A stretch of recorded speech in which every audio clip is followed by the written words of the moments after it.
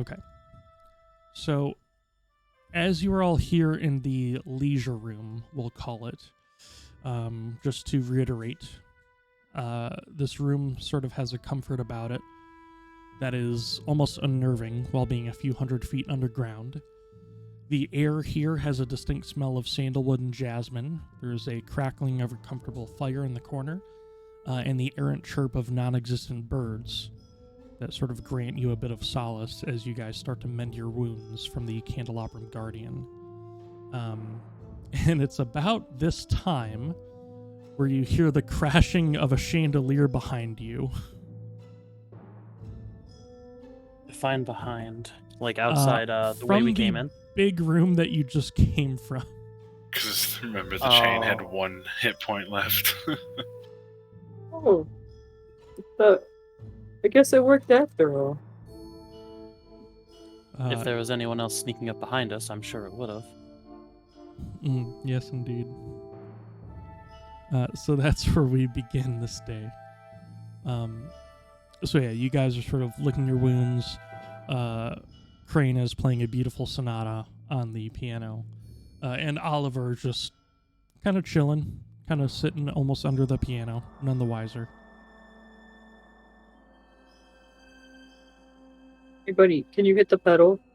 And then he looks at you sort of quizzically, seeing the 3 pedals. Hit that one. You hit a note and it sustains. Good boy. I'll use my last key point just to give myself a little bit more health back. Okay. And I think... Yes. And that's actually healing. Excellent. Beautiful. So, do you see a plus button in the chat? If not, I can show you some magic. No. Okay. I do not see it. Then boom. I hit a little button, and you now have 9 more hit points. Excellent. Bada bing, bada boom. All right. Reinhold, you're not going to need this shirt back, are you? No. Okay. I kind of take a look at it. I imagine it's probably torn pretty heavily. So I do apologize for that. Oh, it's all right. Isn't it odd how we keep finding these rooms of leisure in the middle of dangerous situations? You start to question it, then they'll stop showing up. I suppose that by the rule of luck that could be true.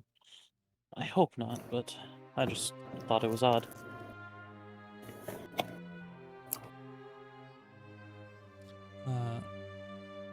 After you guys spend about 5 minutes in this room, one of you finds a potion of superior healing.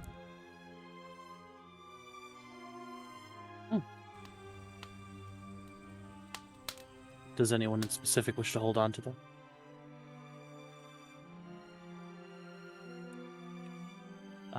If not, then I suppose I will. I think you all are... Actually, if I'm remembering correctly, I think somebody is not necessarily hoarding potions, but there are some people without potions. And I don't think you guys tend to buy them too often. True. I just figured I asked, and I don't think anyone immediately sort of felt like it. And potions are so old school. I think all of us except for Embra can magically heal. We should take that, though. Well, yes. We can sell it. Oh. I think that we would probably get more use out of it when our resources are drained. Okay. That's true. I suppose how many potions do I have? I have 1 regular potion of healing. I guess if we want to take inventory on it.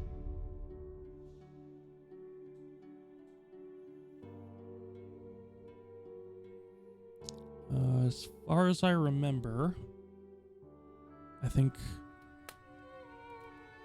Vazur doesn't have any potions of healing, but he has like an antitoxin. I think Krane has a couple. He has the dwarven ones. That too, yeah. Embra, do you have any?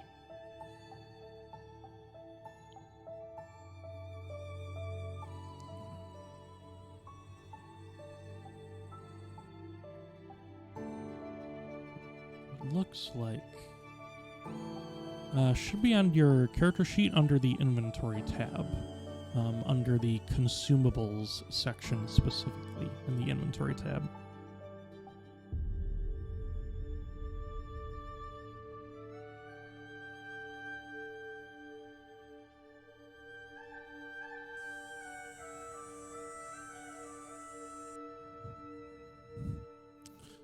And then Krane, while this is going on, go ahead and give me a perception check, please.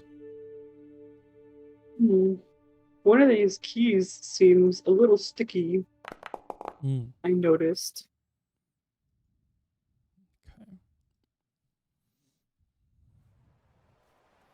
Okay. As you're sort of just getting your bearings around the room, Krane, and kind of enjoying everything, every so often or so when there's a lull, either in your piano playing or in the conversation, you hear a bit of a humming from somewhere else in the archives.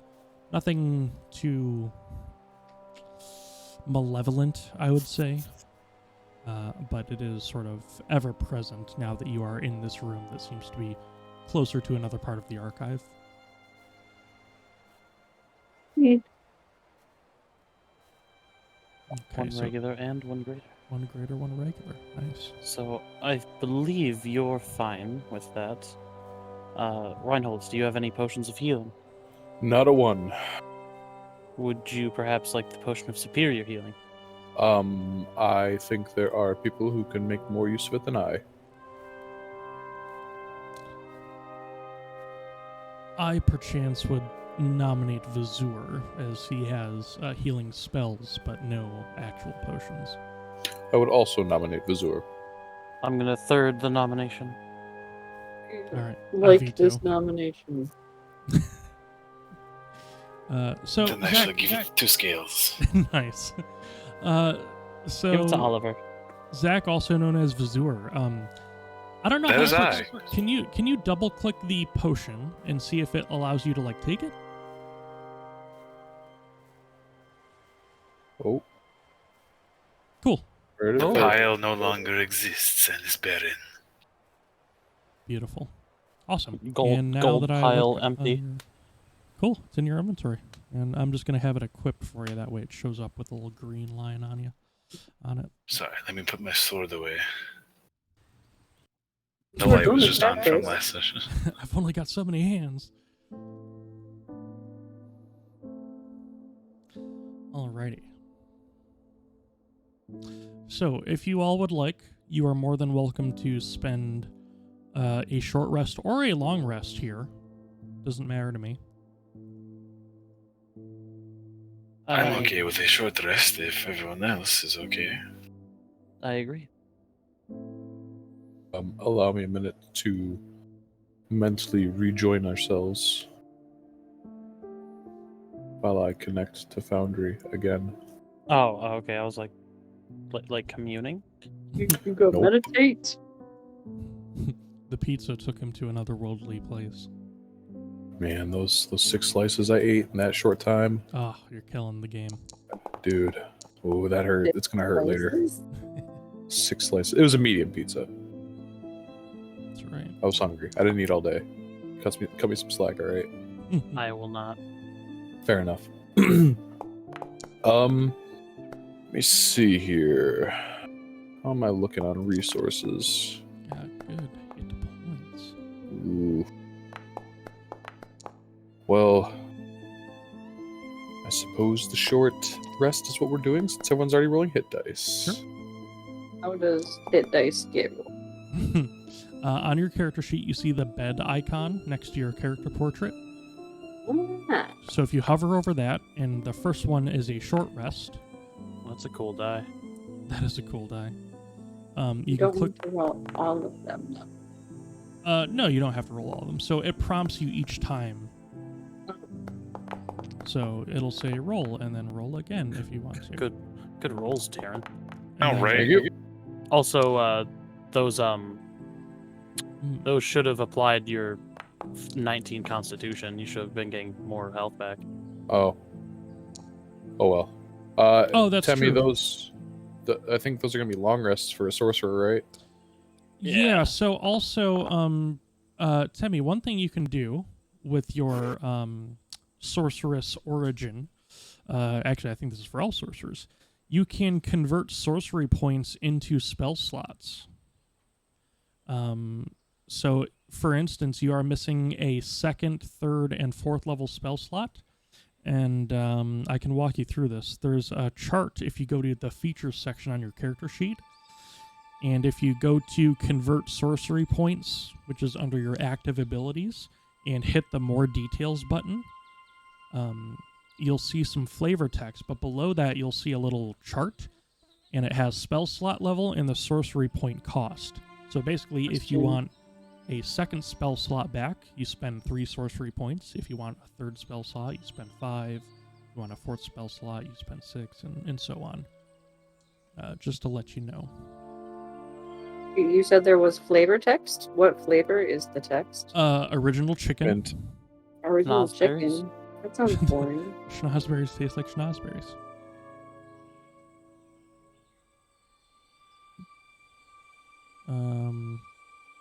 Oh, so Temi, if you left click the sorcery point thing to just you can do that X to interact with the item card, but if you just click it, the title of it, it'll bring up a little drop down menu, and then you can hit the more details from there.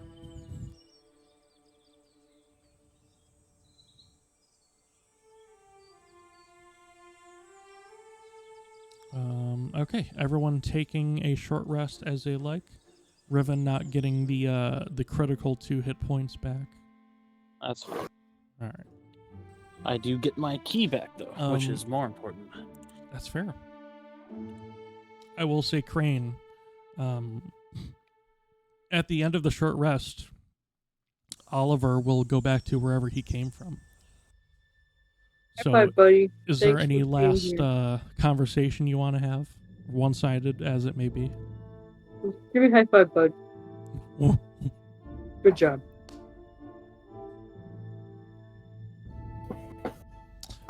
So your sorcery points are listed under your active abilities. Should be right below the convert sorcery points thing. You get 1 per level, and I think you only used 1 last session, so you should have 7 left. And then I think you get some back on a short rest too. Yeah, let me double check here. I think her necklace thing does that. Yeah, I forget what the name of the what the heck was it? Oh yeah, if you roll any hit dice to recover hit points while you're carrying the vial, you can regain 5 sorcery points. So heck yeah, I will definitely allow that. In fact, I'm just gonna put you full. Well, actually, you could probably do it at the end of a short rest too. So yeah, if you want to spend any sorcery points to get spell slots back, just let me know. I'll change it, and then at the end of that, I'll let you get 5 sorcery points back because of the Bloodwell vial, which allows you to regain 5 sorcery points. That is a good call, Riven. Thank you for reminding me. All right, Oliver, I think. Yeah, absolutely. That will cost you, I believe I said 4. I don't remember. Here we go. 3. Okay. Yep, absolutely. So I will manually change your 2nd levels to give you full on that. I will spend 3 of your sorcery points, and I'll just make it full for using the property of the item. And I'll I'll put this item in chat if you just want to read it and go over it. And Oliver, I think you have a little dismiss button, and there he goes. Thank you, Oliver. You were the best boy. Hi, buddy.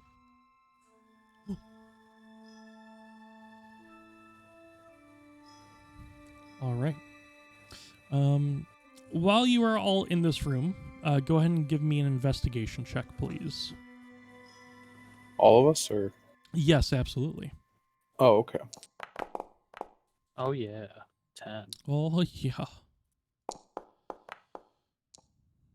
Hey, yo.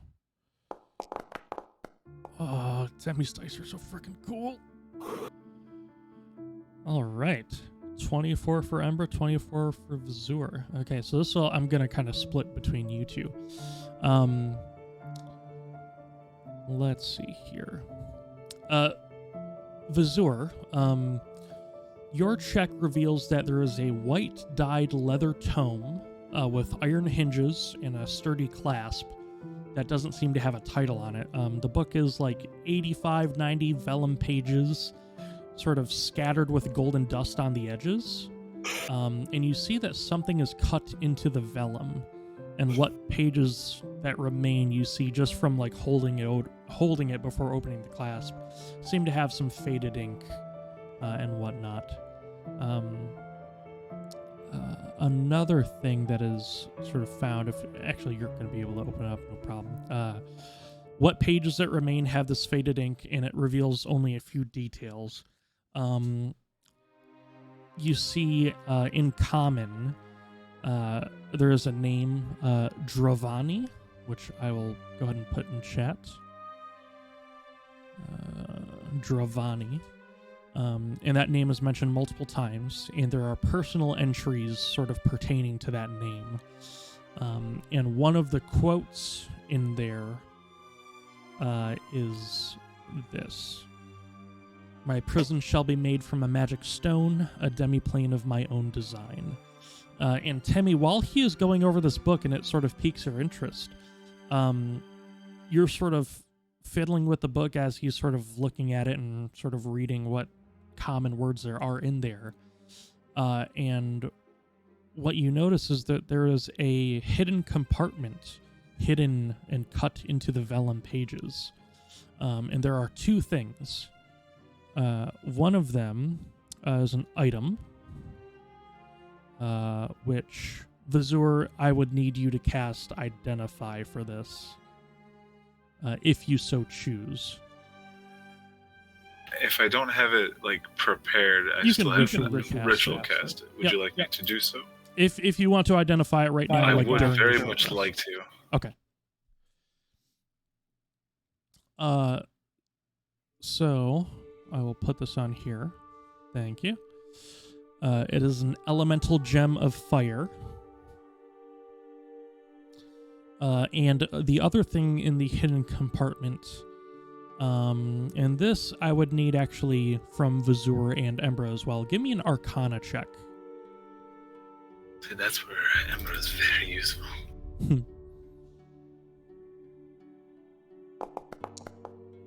All right, 16. Oh. And still 13. Yeah, it's not bad. You have your days. It's all good. 5 on the die. Come on, it's a +8. You're still doing great. Yeah.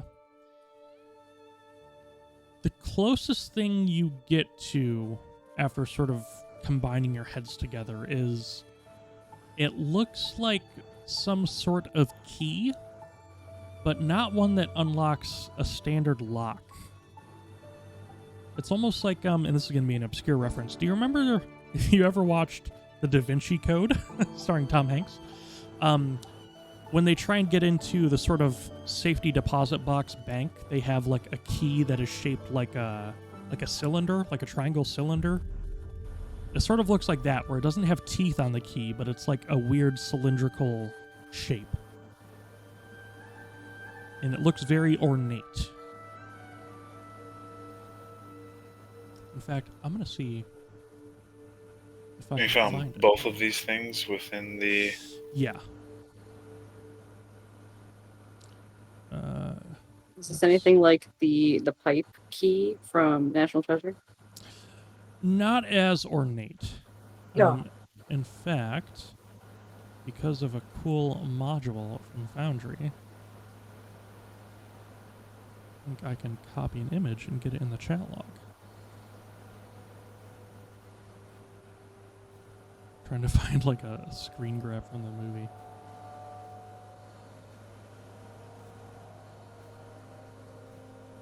Alrighty.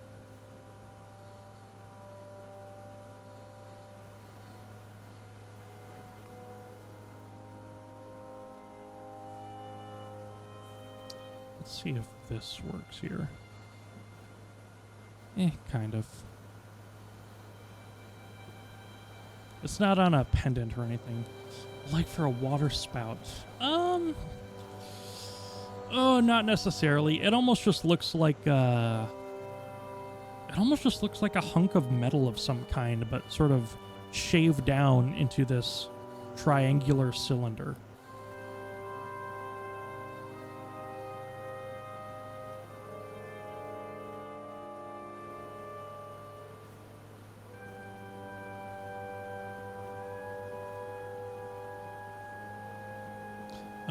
So, you all have another magic item to distribute.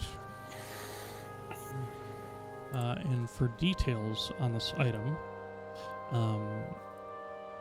the elemental gem of fire, which is made of sort of a red corundum sort of material. Basically, you use an action to break the gem that holds this elemental energy. And the type of elemental, in this case fire, is summoned as if you had cast the conjure elemental spell. And after you break that and use it, the magic is gone from the gem. So this is a one-time use. I have a question. Yeah. What type of weapon is the Seditious blade? I believe it was greatsword, yeah. Greatsword, okay. And it was, if it's evil, it does necrotic, and if it's good, it's radiant. Yep. And it is against the person you are striking, not the person who is actually wielding it. Gotcha. Why do I still have 18 AC? Oh, Vazur, that's why. Yeah. Yep. 17 from Splint, 1 from Vazur. So who is going to take this gem? What? I'm sorry. Could you say what it does again? I was. Yeah, it basically, after you break it, it summons a fire elemental as if you had cast the conjure elemental spell, but it's a one-time use. I think the fire elemental should go with the fire elementalist. Inclined to agree. Is that Scales? I think Scale should have it. That's right. Yeah, I meant Embra, but yeah. So Embra, I believe, and actually Vazur, if you want to walk her through this, did you just double-click the item and claim it? I did. There was a small option for take, and I just took it. So Temi, in Foundry, I think you can double-click the image of that, and it will bring up a button that will allow you to take it, and it will automatically put it on your inventory.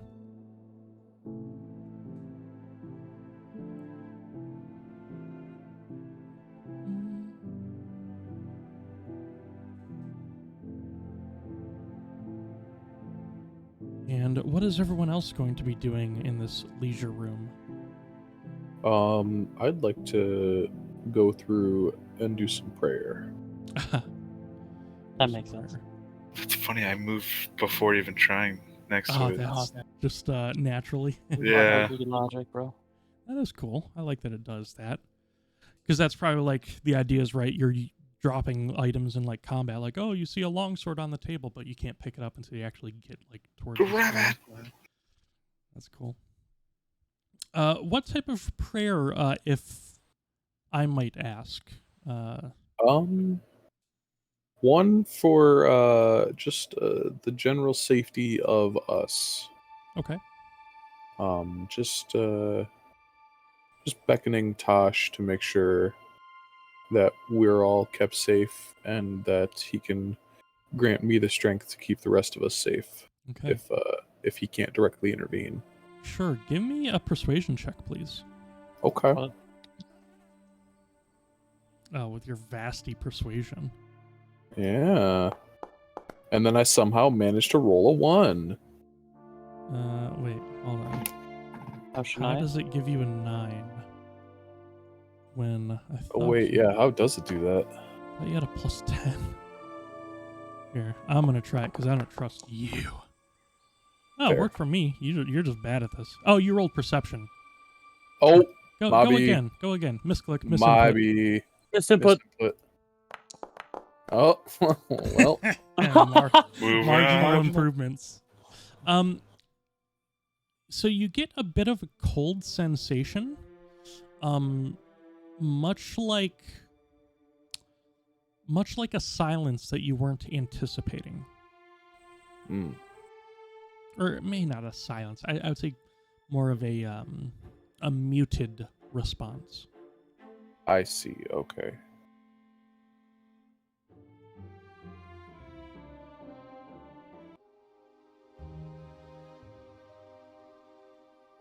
Well, do we have anything left to do in this room? Or Anybody else shall want to play the piano? I'm good.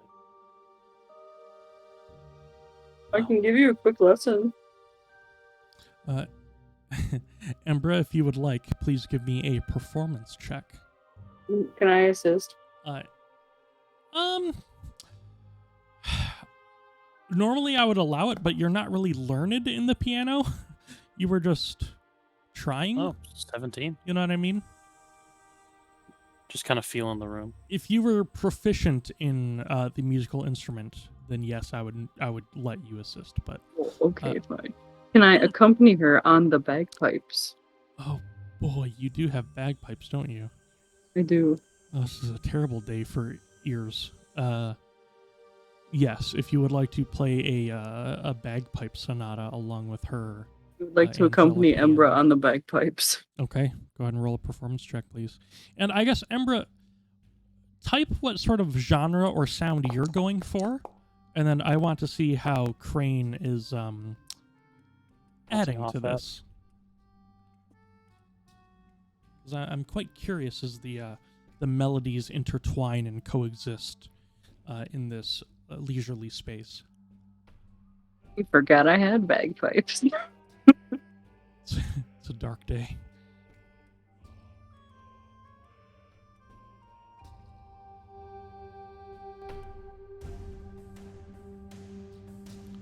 Yeah, bit melancholic melody. I feel that. And what is Krane going for with the bagpipes? Krane is adding like a lower drone kind of thing, you know, classic bagpipe, and then maybe just going for like some block chords underneath. Okay. No polka, like boom. Boom. No, Oh, okay. Krane is trying to match what Embra is doing. He's trying to support and assist, not overshadow. I respect that. Hey, takes a real one to know a real one. Question, Drew. Yeah, go ahead. So these, I almost want to say they're like, maybe like pencil drawings or something. Yeah, Can I take a closer look at these? absolutely. Irish dancing is pretty awesome. Go ahead and give me a history check, please. Oh man, where's the appraise skill when you need it? That's right. Diplomacy? Come on. 5. Okay. You notice that there are actually some sort of painting, not necessarily inked or sort of pencil drawings, but in fact full-colored paintings. And to your eye, they seem, I mean, obviously not photoreal, but quite advanced from some of the works that you have seen in the past. Which is impressive, considering that you're assuming these are very much in the past. And there is like a crate full of them here, and also half a dozen on here, and one that seems to be in progress. Do they have a marking, like an artist, like signature on them? They do. In the bottom third, typically, when you're looking at the painting, Right. most of the time hidden in the artwork and not on the perimeter, you do see a name. And give me 1 second here so I can pull it up for you.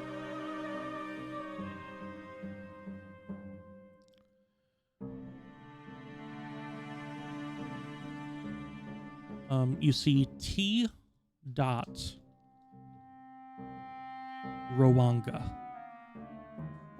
Okay. Do they all seem to be of a similar name? All of them are by the Rowanga. Okay. Alrighty. The man, the myth, the legend.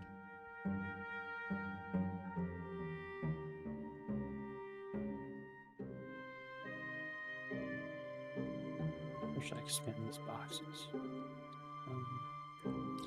Yeah, there's unfortunately not a a bag of holding that is currently in your possession that can take a crate of paintings.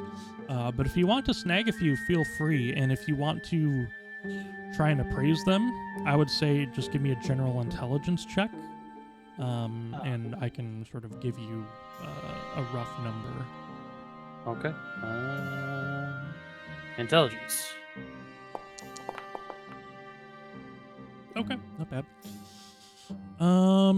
Let's see here. One of the paintings is of a jade tea set, and it is stored on a wooden tray, and that is one of the paintings. One of the paintings is of a palm-sized bronze automaton of a goose that is held in a hand, and that is the focal point. One of them is... You know what they say? One in the hand is worth two in the bush. Mm-hmm. Can we talk about how you pronounced automaton a second ago? No, you can't, because you're going to judge me. Automaton? Automaton? I thought you were trying to say Ottoman. It's from the Ottoman Empire. I see. It is automaton. You always mention that when he says it. Yeah, because he says it weirdly every time. I'm sort of cringe that way. What's the one that was in progress?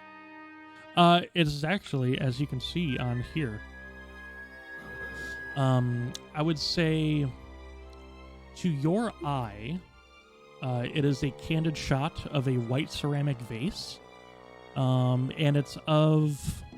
Give me a nature check, actually. How do you get a candid of a vase? Like, the vase doesn't... It's not looking at you ever. Unless it's It always looking at poses. You're thinking that it might be of like a Brunera flower, maybe, or orchid. You're not quite sure exactly what it is. Maybe some sort of like purple lilies. Not like any bellflowers, which is, by the way, Bellflower, great movie. But you're assuming they actually look like some type of annuals that just seem to persist in this environment. Huh. Okay, so I'll grab, a couple of those, the jade tea set, the automaton, Jade tea set. Go. stored on a lovely wooden tray. Absolutely. You said it was an automaton in a hand, like someone's like holding the goose. So palm-sized bronze automaton of a goose. And then held in a humanoid hand. And then this, the one on the top, is there actually one up top of seemingly like a portrait of a woman? Yes. Give me one moment here.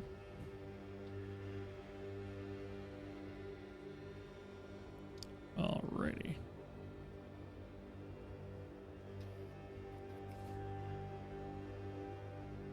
Oh, where is it in my list here?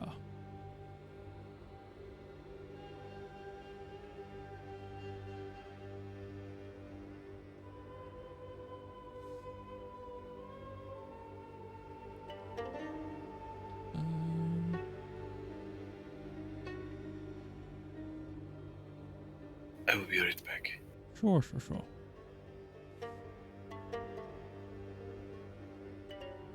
Yes, there we go. So it is a painting of what seems to be a human woman, sitting sort of, forget the term, when you're like opposite on a chair and putting your sort of like palms up to rest on it, or like your forearms on it. I forget the name of the pose, but sort of this woman sort of laying her hands on there. Middle-aged, seems to have like brunette hair with some gray streaks, and wearing platinum earrings, and a small ruby necklace. And then I'll grab that one too, but Okay. that'll be it.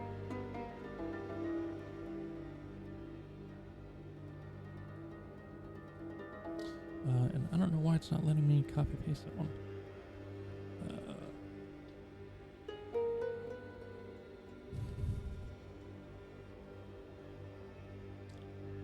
Back of a chair, and wearing platinum earrings and a small rubied necklace.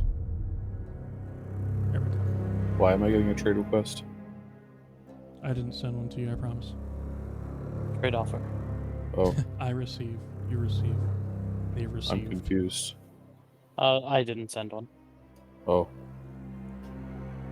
I'm gonna hit the X then. Alright. Does it not say who sent one? It just says item piles. Oh. That's up. What if I do this? Nope. Okay, back. Welcome back. And those, I would say, Riven, seem to be around around 100 gold pieces apiece. Huh. Well, even if we don't sell them, I think they would be a great decorative piece back at the estate.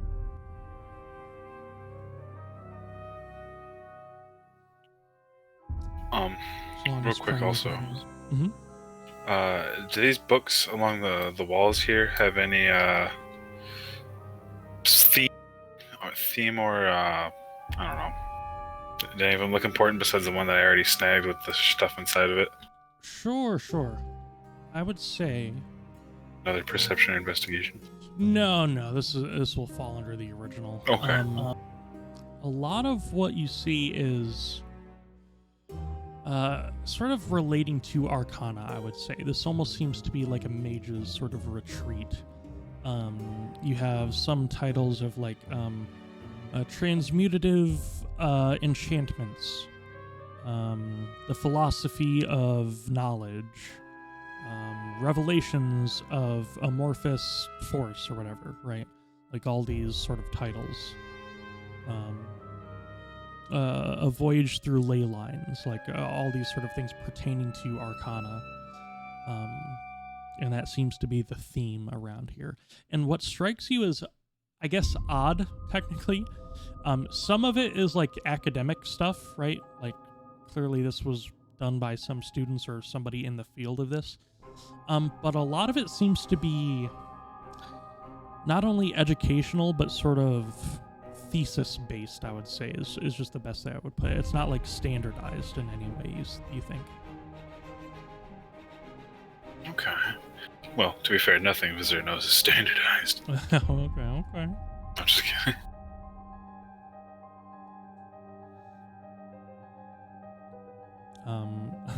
One book you see is called The Risk of Summoning Familiars and Teleportation, which strikes you for a moment as like, wait, did they forget a familiar or realize they couldn't teleport with them and abandon them? Like, you're just kind of, your mind just sort of goes at that for a moment. Confused Vazur-face.jpg. Sure.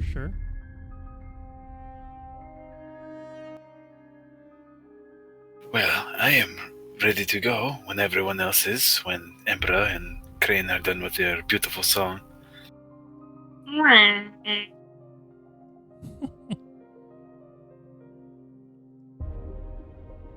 Why indeed. I'm gonna go walk the dog. I'll be back in a few. I hope that's a euphemism. No, I'm going to actually go walk the dog. Oh, sorry. I'll walk your dog. Happy Pride Month. If you wouldn't mind, that would be great. Alright, I'll be back in a few. Sure. Embra's in a trance. You should wake her up. Well, now that's not the point. Now that Reinhold's also in the trance talking to his god. That's right. It's so relaxing. Piano music and bagpipes. He seems to be talking in real time. Is anyone actually like responding to him, do you think?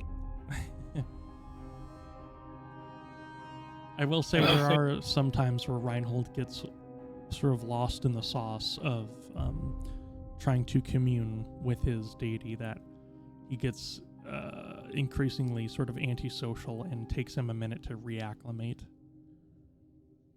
You know, we can just leave him here for a minute, and he'll catch up. It'll be alright. Don't you have bagpipes to play? That's what I thought. So, Riven, you're stealing all these paintings. Well, not stealing. Would you like them to put them in the bag? If you wouldn't mind, I would rather they don't get injured.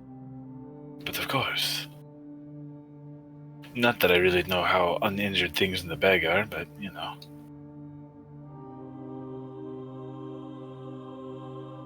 How do you think that... Is there, like shelving, or is it like a pile, do you think? You know, I really, really do not know. In regards to the bag of holding and how it works. Yeah. What I would like to imagine is that because it's Vazur that has it, right, and you're able to sort of tinker with things, you found a way to have like a series of wind-up toys or something.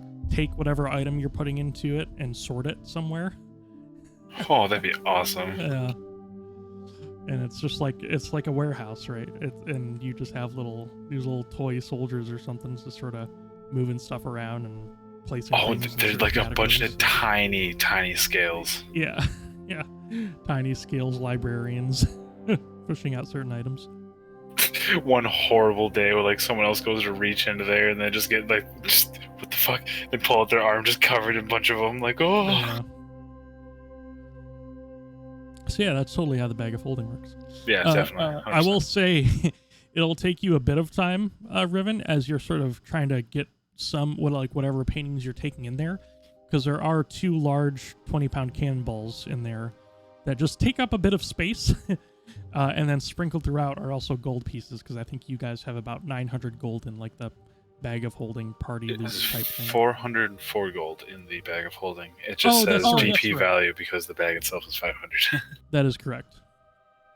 So there's like 400 pieces of gold scattered around 2 cannonballs. Each gold coin is sorted by when it was printed. Yes. Let's see. Is there a painting?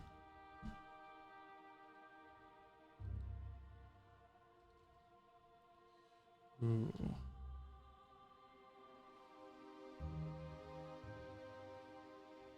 I do have some canvas that I can put in there, and what I'll do is say that there are 3 at 300 total gold. There we go. And I'll say 3 paintings from the Archives of Layout.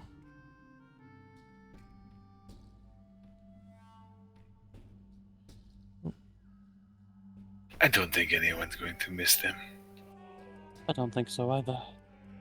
But I'm admittedly thinking that, in regards to the painting specifically, I think the half-finished one is interestingly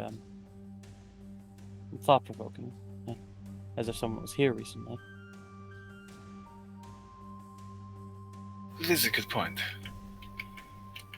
Does this fire look like it's being fed, or just a magical flame? It does at some point sort of catch your eye, and as you look in there, it seems to be burning. They might be like ever-burning logs or something. You're not exactly sure. But it seems that there is actually wood burning, and you see ash, and yeah. This place is confusing, that's for sure. For not having any visitors in decades, but being so pristine, I suppose. Like time had been frozen here. Just everyone else is gone.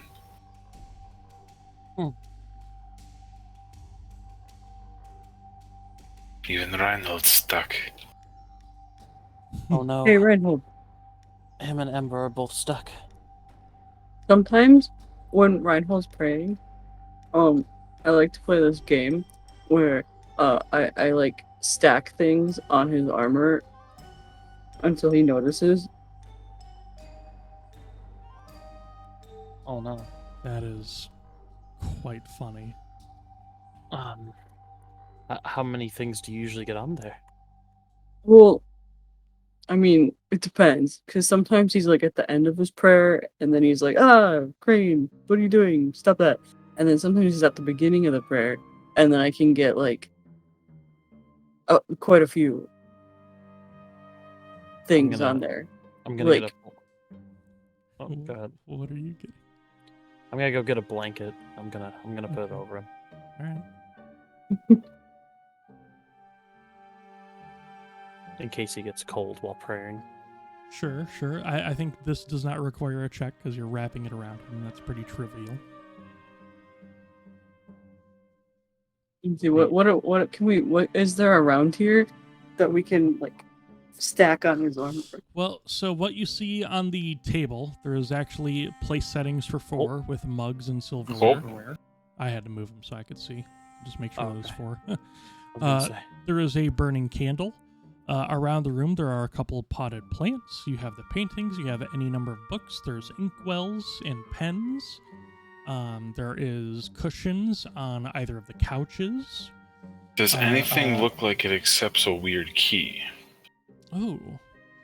I'll say this will be a separate investigation check, please. Sure.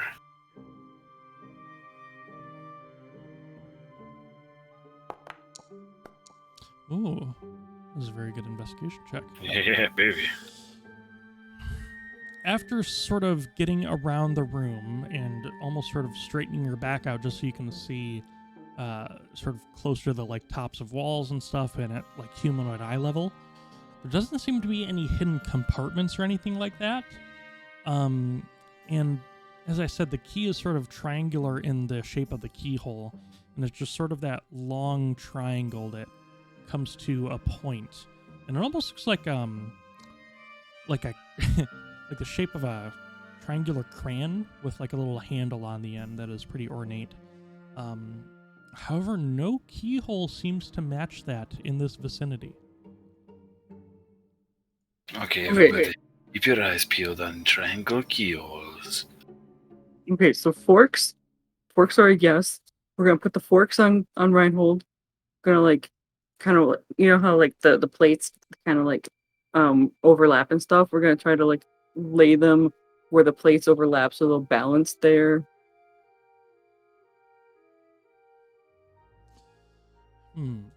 I like this plan.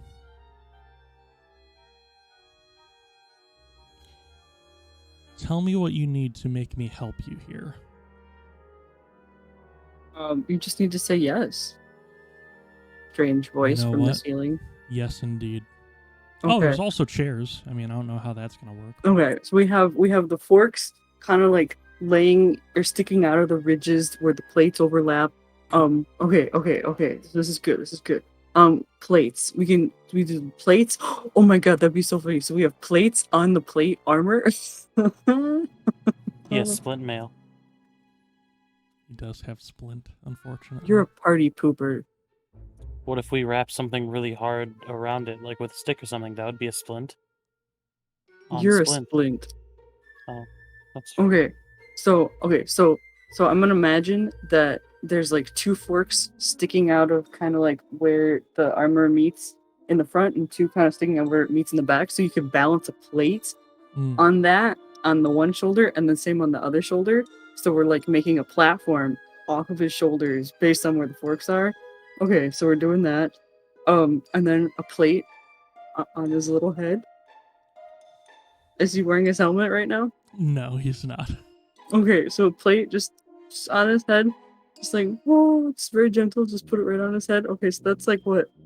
We've got 4 forks on one side, 4 forks on the other side, 2 plates. We're up to like a lot of things. Okay. So now we need some so we got plants. So we're gonna put plants on the plates, on the forks, on the plates. Okay, I got this. Oh no. Okay, so where are the plants? I'm gonna get some plants and we're gonna put them on the plates. This is great. So I need to know who is assisting Krane in this. I will be. Okay. The extent of Vazur's assistance will be when Crane's going back and forth, he'll just pick up Scales and hold him out for a second, and then Scales will be like, and then he'll put him back down, pretend like he didn't. Okay. Okay, so I think this is a plant, maybe? Okay, so we're gonna balance the plant on the plate, on the fork, on the plate. So then, is there room for all the plants? Oh, depends on where you're stacking them. I want 1 plant on each plate, so there's 3 plates right now. There are, and let me double check here.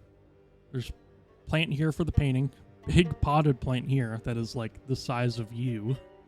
And I don't think, let me see. Yeah, it's just a piano bench here. I think there's only 2 planes in this room.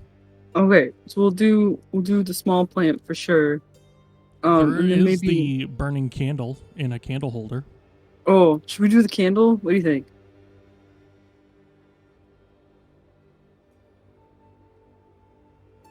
Hello. Stunned silence. Should we do the candle? Talking to you, Riven. One more. Sorry. What? Riven, do you want to do the candle? Well, that's a fire hazard, I think. But do you want to do the candle? Probably not. What if we blow it out?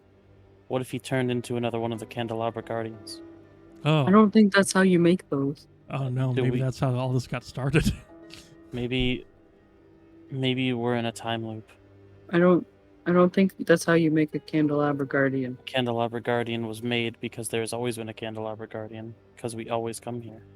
And we And we always always keep the candle on Reinhold. What? Okay, we have to leave. I don't. You're not making any sense. Embra, Okay, stop I'm your gonna put sad the piano. We have to leave. I'm gonna put the candle on Reinhold. Is this If Groundhog he Day? starts morphing, I'm leaving. It's Morbin time. Oh no. yeah. Okay, and then let's see. Is there any music from like the piano or like a book I can put not near the candle, obviously, but like also on Reinhold? Yeah, there's a music book or something.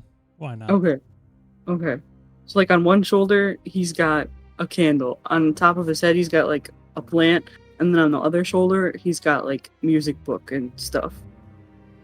Okay. So You know, really, this is just like a testament to how strong he is, because he doesn't notice that he's holding all of this stuff. So what I'll need is, oh god, is this sleight of hand, so you don't break him from his trance, kind of. But with advantage? Yeah, one from Riven, one from you, which is effectively advantage. So Riven, I need a sleight of hand, and Krane, I need a sleight of hand. All right. Okay. 15.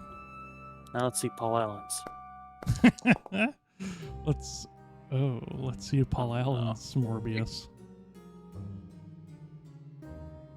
Oh Okay. god, it even has Morbin time. So you get to I'll say the second layer. You're doing this in tranches. So you're doing, and let me get this straight.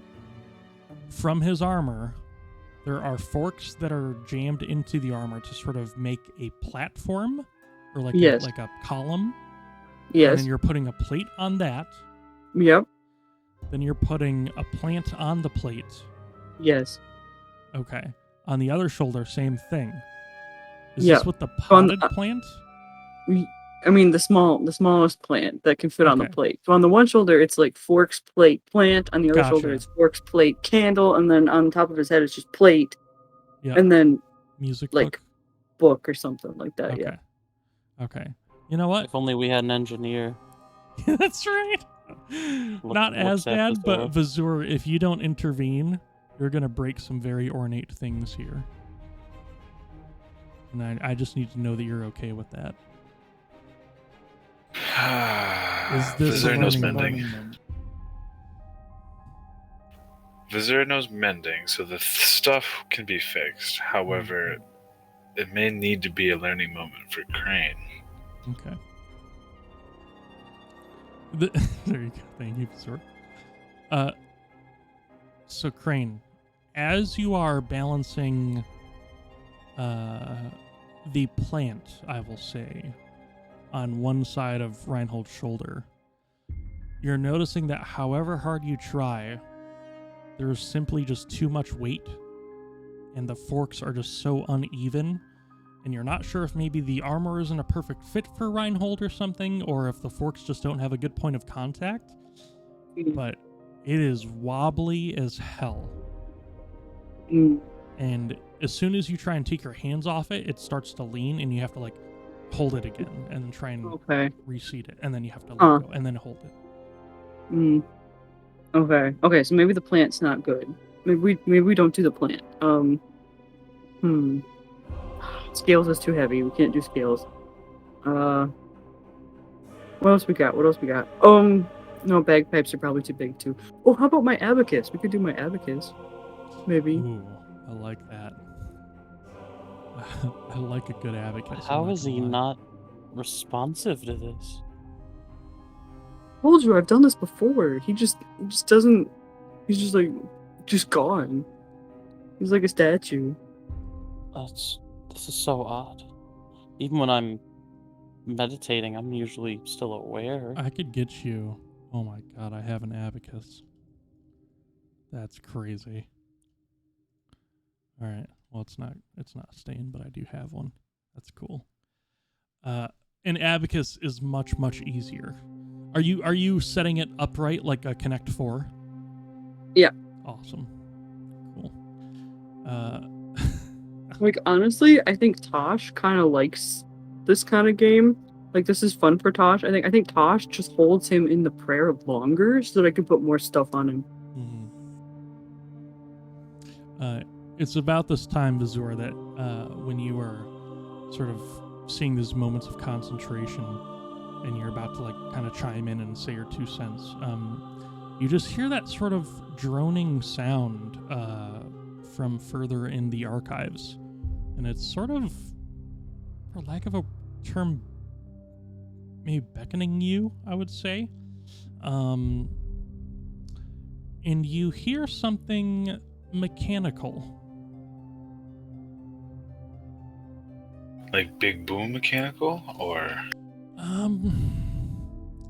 Man-made, like gears shifting or clicking, metal on metal. Scales and I will just go real quick. No. Do you want to see how this ends? I already know how this ends. Reinhold's getting mad. What? Are you like psychic or something? Oh, sorry, didn't mean to create a light there. And it is from this direction.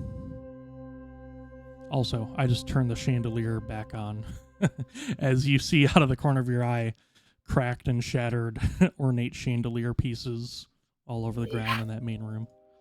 I hope that doesn't get tacked onto the bill. Yeah. Oh, Sabin's bill? Ayo. That's right. Scales, I just, this feels wrong. Should I open this door? Uh-huh. Alright, okay, let's go. Ah, shit. It is a locked door before you. Alright, well, I suppose I have some time to get crack-a-lacking at this. Sure. Think. Oh, Krane still has the lockpicking tools, if I remember correctly. That is actually true, Vazur. You'd have to. So Vazur will take out his all-purpose tool and form it into the shape Oh. of these tools. Yep, that is what happens. And then roll the thieves tools. Ooh. Super great. Yeah, unfortunately, a 13 will not do it. I go get Krane. Yeah. On that note, Krane is going to put the lockpicks on Reinhold. Sure.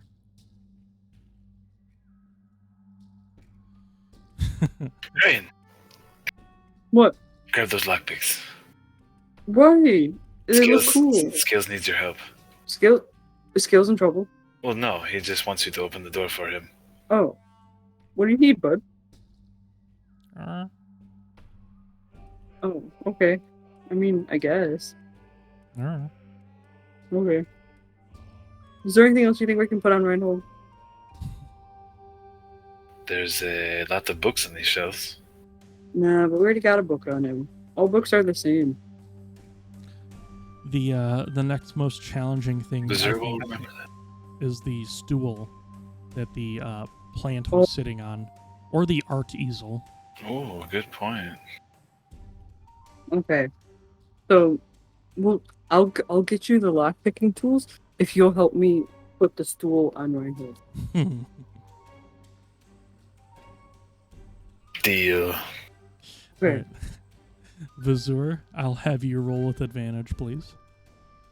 All right. And this will be effectively a guidance as well, so you can add a d4 to the result. Whoa. Yeah.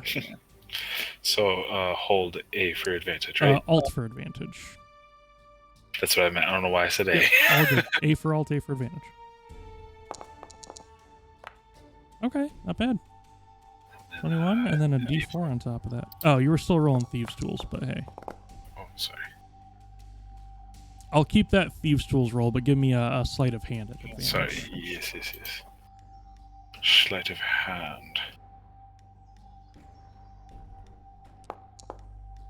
Oh, there you go. 18, and that'll be technically a 20 because the d4. Okay, so Krane, with some physics knowledge that I don't even know if Vazur would call it that. Maybe it probably would.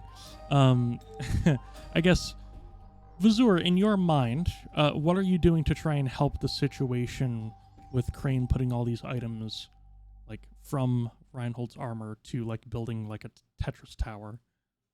Vazur would add architectural, I guess, advice on where weak points would be for other things, and then be like, okay, if you just add, instead of putting the forks or the knives here, we put the knives here, and then now it has, if you just very carefully, it should stay. Yep. He's anchoring the knives against, like, the pauldron instead of, like, wrapping them around a piece of, like, leather binding or something. Good, I like that. Okay, here are the Thieves' Tools. Beautiful. But you have to do it. Oh, I have to do it. Yeah. Why? Because I tried and I sucked. Oh, okay. I'll go try. Where's the door? 2 learning moments. Outside of the room and down to the left.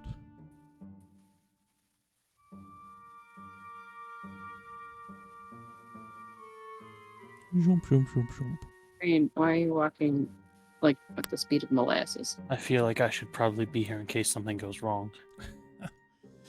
Okay. What am I rolling for this? This will be for you. Just go ahead and give me a sleight of hand roll, please. Not dexterity? Okay. Well, it's going to be the same. 14.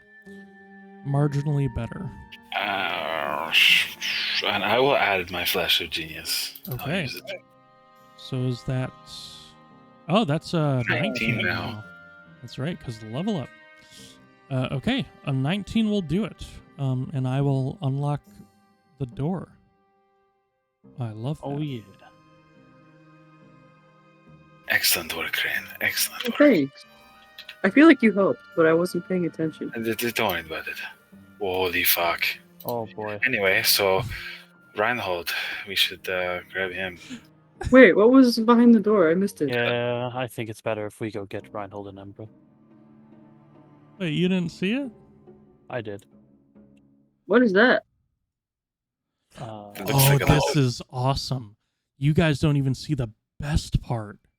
Oh god. Okay, I'm gonna go get Embra. Oh, I love this. I don't.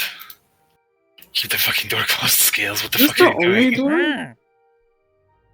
Embra. Okay, Is there another door? Did we miss one? Not yet. but we should wait for Reinhold. I'll just Scales. lightly shake Embra's shoulder.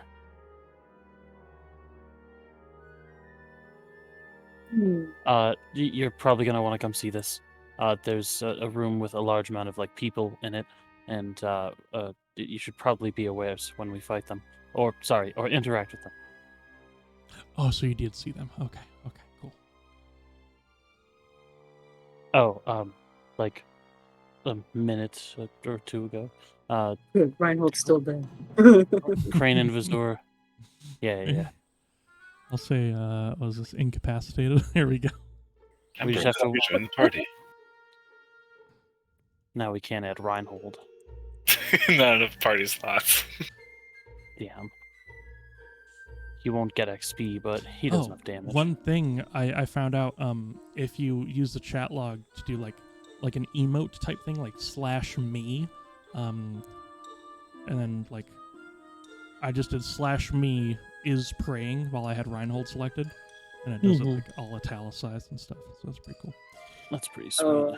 And apparently it color codes it, so that's nice. I wonder why the color's green. So what do you /me and then is? Just /me and then whatever you want to type, because it's automatically going to put your token's name first. So it'll be like Vazur.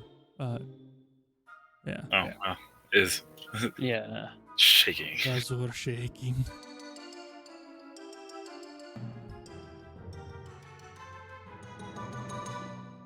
Okay, there has to be some way we can get. Oh shit. Okay. All of these things are true. She on fire. There has to be some way to rouse him. Oh yeah, it's very easy to rouse him. In fact, I will remove the incapacitated, and he will finish watching the cart. And when he gets back. Oh, there's pens and everything. It is easy enough to draw a mustache, but when he gets back, we can roleplay the realization of plates and plants and candles.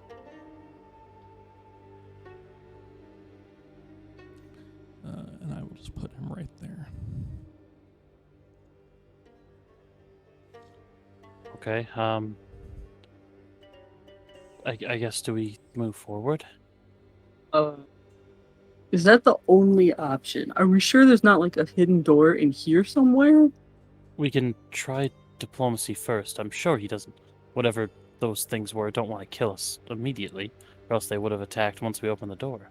Sure there's not a hidden door in the nice room somewhere? I don't think so. I think Vazur was pretty Thorough. detailed in his search. Yeah. Oh, Unfortunate. dang it, Vazur. Well, just Not his let's fault. just try to go in there and speak, and hope. Dormammu have come to bargain. Very You've well. come to die. Krane, are you rejoining the party? I guess. Who's the front man on this one? Well, since Reinhold's still in the days, it'll have to be me. Okay, good luck. Oh, or Embra. Or- Embra wants to. What? Embra, okay. I have no problem with that. I will stand beside you in case anything tries to strike at you. I will stand behind you because I'm a coward. You're not a coward. I'll be somewhere in the middle. Mm. Okay. Yeah, Absolutely. let's do it. Righty. So many conditions. What the? Mm-hmm. Oh no, it's the archivist's dad. So I am calling this room the Violet Sanctum. The violent sanctum? Violet. Oh. Yeah. It might be violent in a couple minutes. We don't know. They're all trapped in the phantom zone over here. This now defunct solarium emits a radiation of violet light from the center of an industrial sconce, atop which sits a purple orb affixed to a wrought iron and steel gem setting. There are beams of light that sort of travel from this gem to the 6 archival scribe blades that appear to be feeding off of the light. A void of black is sort of what you see when you look above you from the middle of this room. Where there once was an abundance of daylight, you now see just a pane of glass that allows you to view a pure black of which you've never seen before.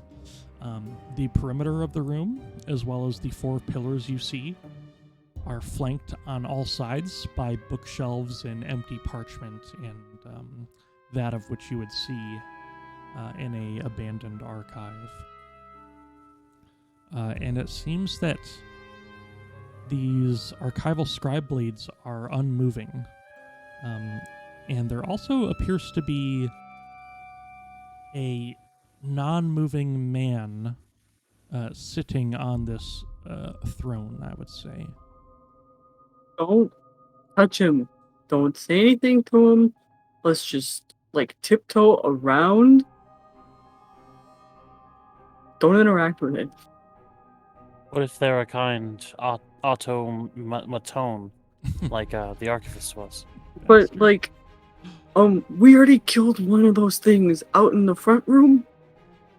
It was not a nice thing. The things in red armor on the sides? Yeah. We already killed one of those. They almost seem... I guess would the thing be like at the current? They almost kind of look like they're statues. Kind of. I would say anyone who is curious about this can make a medicine check, in fact. Oh, thanks. I'll do that. I will as well. Wow. 20 from Riven. 17 from Krane. Oh my god. 19 from Embra. Let's go. Okay. That's pretty cool. From what you can tell, I would say that in fact, you know what? You all rolled pretty high enough for me to at least give you the conditions and also a bit more about the state that they're in. So this medicine check sort of reveals that these beings are using this gem as a source of either magical or mechanical regeneration. You're not exactly sure how. And they're in a catatonic state that requires a lack of consciousness. So in the instance of the scribe blades, right now they are concentrating, unconscious, and regenerating, per the effects of the regenerate spell, for instance. This creature in the middle, who will be called the Proctor, it's a doctor. The Proctor. Proctor who? Proctor who? This creature is blind, deaf, silenced, and for the 4th condition, I would like Embra to roll Arcana, and in fact, I could find reasons for all of you. All of you can roll Arcana for me. In fact, I will roll one for Reinhold as well. What if you suck at Arcana? Oh, yeah, wow. No worries. Okay. Embra with a 22, Riven with an 18. I somehow 17. got an 18. Yeah. Embra, you think the... Oh. You What suck at kinda- Arcana, she said. Ba-bam. Yeah. Ta-da! It's not Shania. Yeah, if you need to turn that down under the music tab, I think it's under interface in your global volume controls. I think it's an I think the interface OMG sign. just means that she loves it. She thinks it's great. That could be as well. I know the interface sounds get pretty loud. Ta-da! The 4th condition, and in fact, all of you rolled high enough to get this. Yeah. You do have a nice funny squeal. The fourth condition that this man is under is the cursed condition. Wow, that sucks. Yeah, And I mean, anyway, no offense, but he looked pretty cursed. Krane, you are very prejudiced, aren't you? I come from a small town. In fact, just because I love the art so much, I would like to show you guys. What's wrong with his face? It's Two-Face. So, this Oh, man yum! this Ugh. man seems to have a very long pointed nose, but what strikes you about him is that he looks maybe human or some type of humanoid. But half of his head seems to be filled with this sort of mechanical sort of makeup. And within that, there is like this pulsing fluid that sort of roils around the head. And you see all these weird little like Crayola box crayon colors sort of pulsing around like a heartbeat. And he's got this sort of blackish gray hair, very dull gray eyes that are blind and cannot see anything.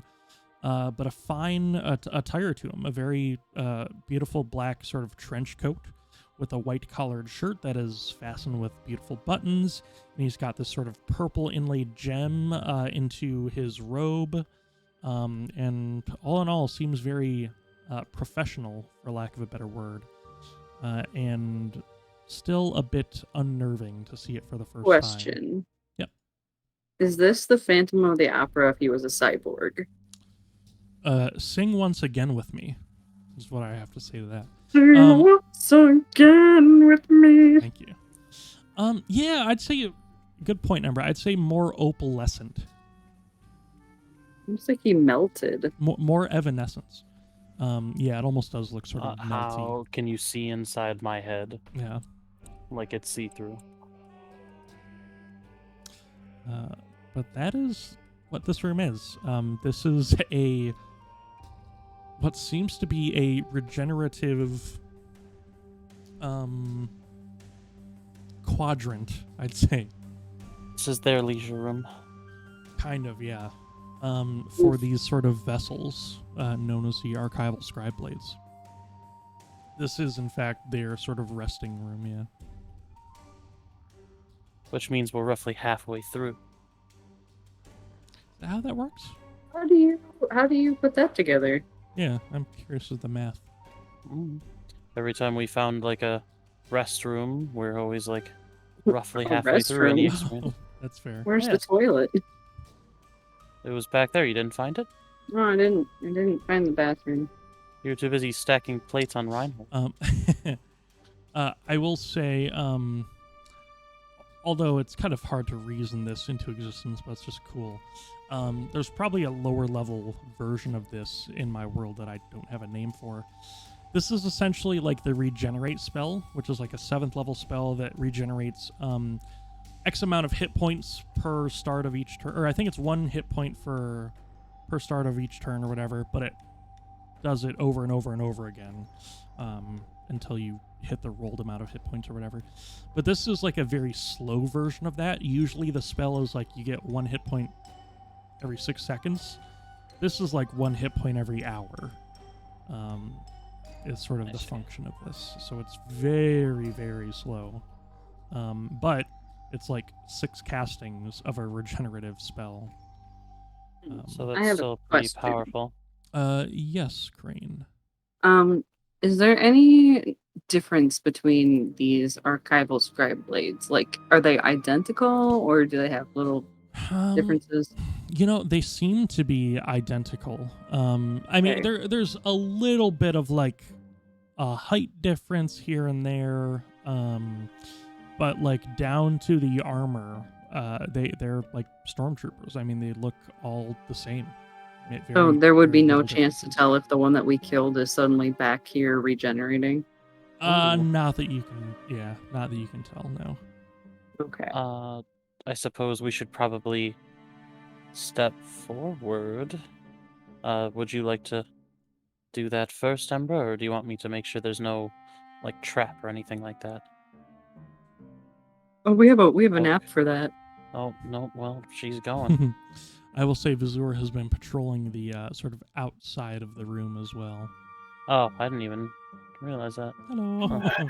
Everything else just looks like more books on shelves. Well, if there's no other door out of here, I guess we have to try and find something here. Alright, Embra, we're with you. All right, so Embra, before you see these beautiful ashen and oaken bookshelves, just lined with books, these beautiful ornate pillars that go up to the length of the ceiling, and sort of look out of place with the glass. I mean, granted, the glass really only covers like this middle part, but it's so weird to see these like ornate stones meeting the glass at the very top. And you see this sort of beautiful woven golden gray carpet and this weird sconce that has this orb emitting the light out to these 6 vessels. And this man here on this throne, in fact, I'll just sort of move him so you guys can get a better look. Don't move him. It's got this beautiful red cushioned seat in this platform that sort of rises up, and you see some like arcane symbols under it, and like just obviously a statue and some candle wax down here that are not lit. He is affixed to the throne.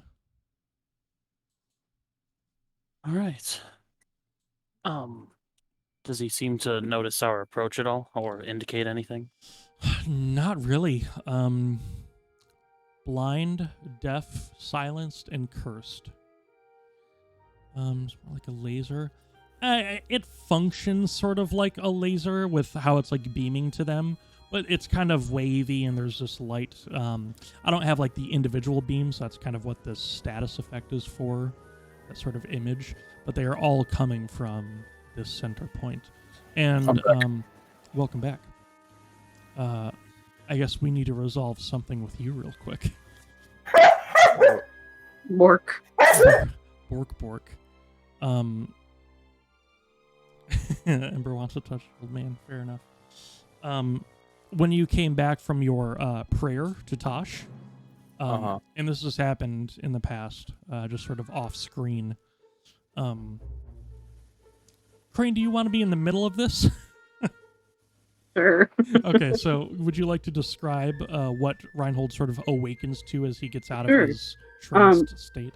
So yeah, this has happened to you once or twice, maybe 3 times. But while you were praying, you were kind of in a trance, and Krane stacked a bunch of stuff on you while you were kind of not responsive.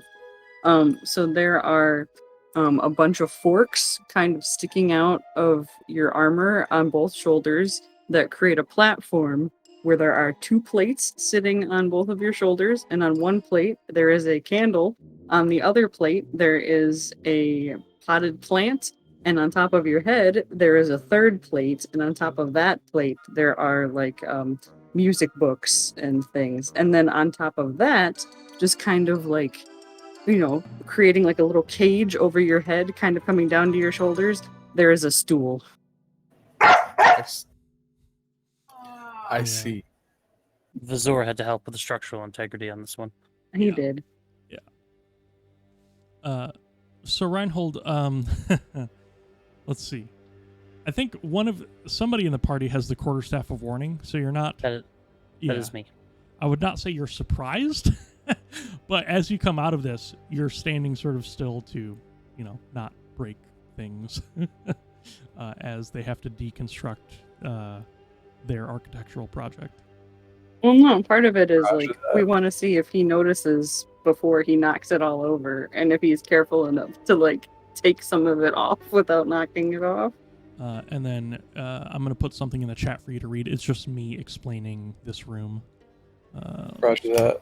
Okay, there you go. Did Reinhold care at all that we stacked a bunch of stuff on him? Nah, he probably would have just knocked it around a little bit. He Oh, would have. okay. He would try to be careful, but it would inevitably fail. All right, so Excuse me for like 2 more minutes. Yeah. So Embra, what are you exactly going to be doing as you approach the man?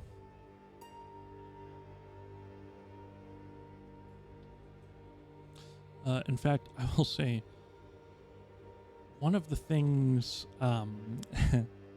that you don't notice until you get actually to about where Vazur is, just to add to this, is that this man has like a metal, what seems to be a metal shiv at first glance, and then you get closer and it's actually a pen that has a little bit of ink sort of dribbling out of it, and he's got a thick piece of vellum that he sort of has affixed to what would be like the medieval version of like a clipboard, I guess.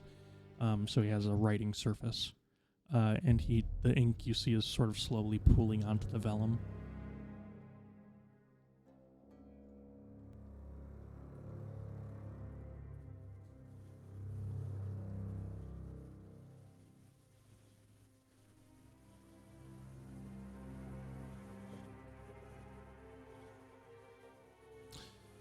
He seems to be breathing, but he is sitting idly. He is not like, he's not paralyzed, so it seems that he has his motor functions. Oh, gotcha. Go ahead and refresh if you have to, or if you need any other explanations, let me know. Yeah, he does not seem to be paralyzed. He still seems to have his movement about him, but he is not making any movements. You see like the rise and fall of a chest, but that is about it.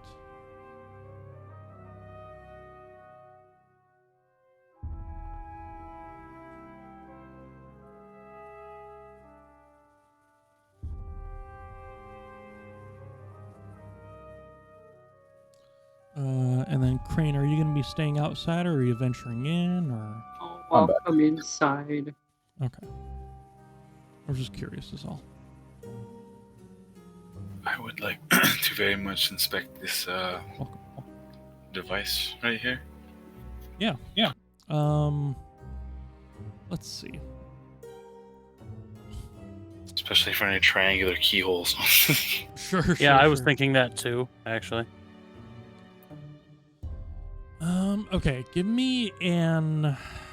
Oh, man. What do you want to roll here? I'm curious. I mean, Zach thinks investigation. Okay. I would tend to think the same thing because of the nature of what it is doing right now. It seems arcane, but there's a little bit of what seems to be mechanical juice behind it. So is it a yes roll investigation? Yeah. Sorry. We're good. 22. Okay. I don't know what the name of like the magic item would be, but it's like a sphere of regeneration, I guess is the term that I would use, and it seems affixed permanently to like this gem setting type deal, and it's sort of emitting these beams that go out and sort of regenerate these creatures, these vessels, not creatures, and what you imagine is that whatever spell or arcane knowledge was used in this was artificially changed so that it would work on like construct isn't the term here because that's not what they are, but construct-like beings.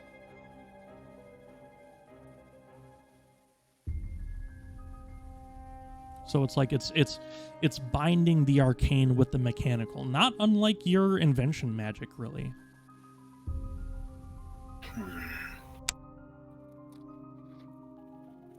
Divine Sense. Sure. I stand perfectly still. You son of a bitch. So for Divine Sense, you don't have anything for the Hollow spell. And as it seems, no celestial, fiend, or undead. Although I will say undead is almost like the closest thing that you get. Like you get like a vibration of it, but like no real ping. Almost like, yeah, like something's kind of undead adjacent. I'll say the archival scribe blades, not living, but alive, but not undead. I That's see. good. Okay. That's good enough for a paladin. Yeah, that's good enough. And then Reinhold, I wish there was a way I could show you individually this art. Of the proctor, it was up when I Yeah. came back. Oh, that's right. That would do that.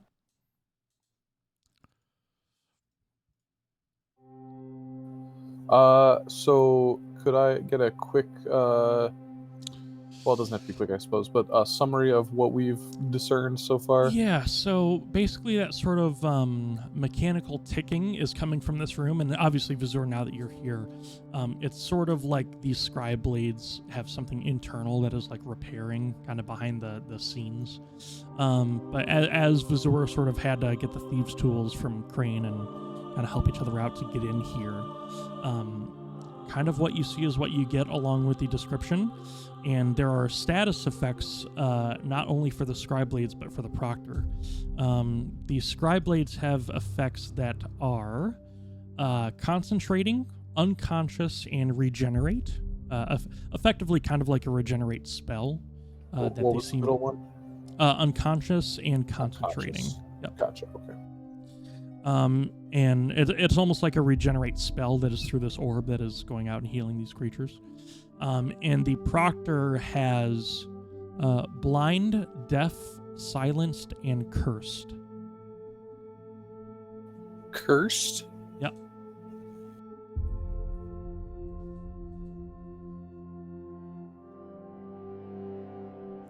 And he's got like a piece of vellum attached to whatever the medieval version of a clipboard would be.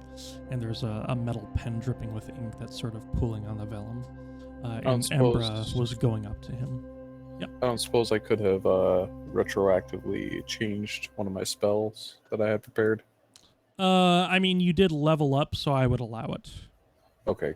I just wanted to prepare Detect Evil and Good. Okay. Yeah, that's fine. You can actually, I think, do that at any time because it takes as many minutes as the spell level is or something. So as long as you unprepare something else, it's no big deal.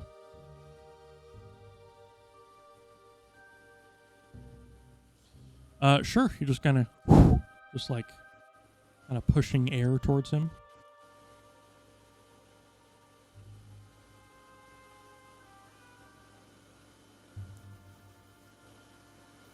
Because if not, Happy Pride Month. Oh, okay. Trying to get his attention without making him poo. I respect that. Yeah, so you sort of wisp air from your mouth at him like you're trying to blow leaves off of a clover, and you see the head sort of twitch in your direction, not looking at you, but sort of looking in the direction. And he's not freaking out. He's just there. He's just present.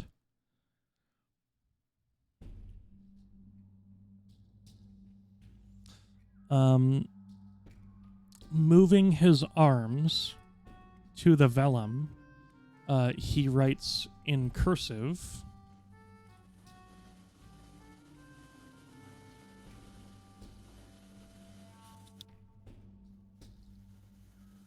you can know this creature. It doesn't have to be unknown.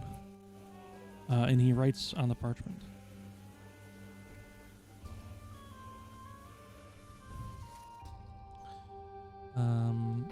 And he replies in his writing, I am bound, but I am living.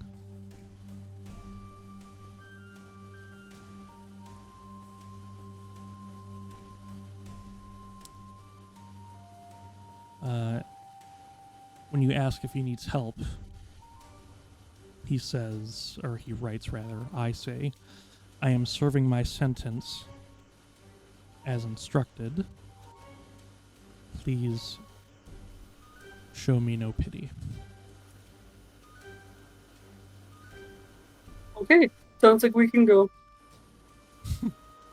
But we have questions. What questions? I've just got this shit.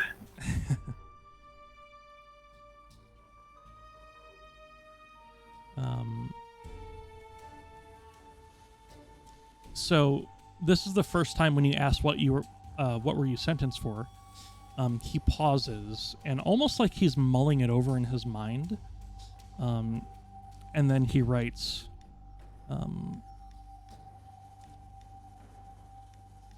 Let me just get the wording right. I spoke out against the rise of vessels, and now I am the feed for their sustenance.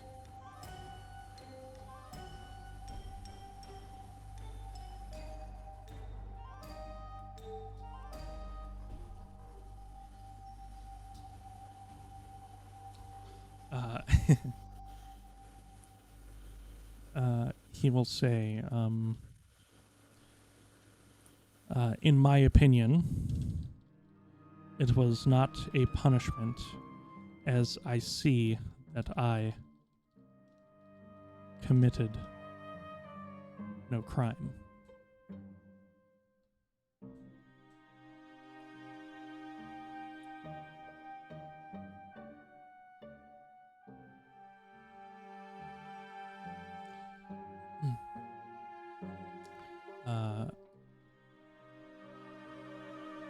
He writes, any attempt to leave would be futile.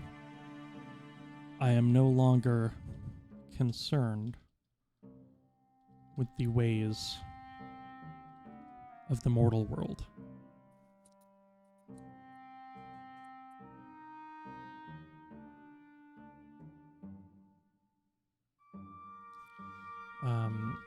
He'll say, today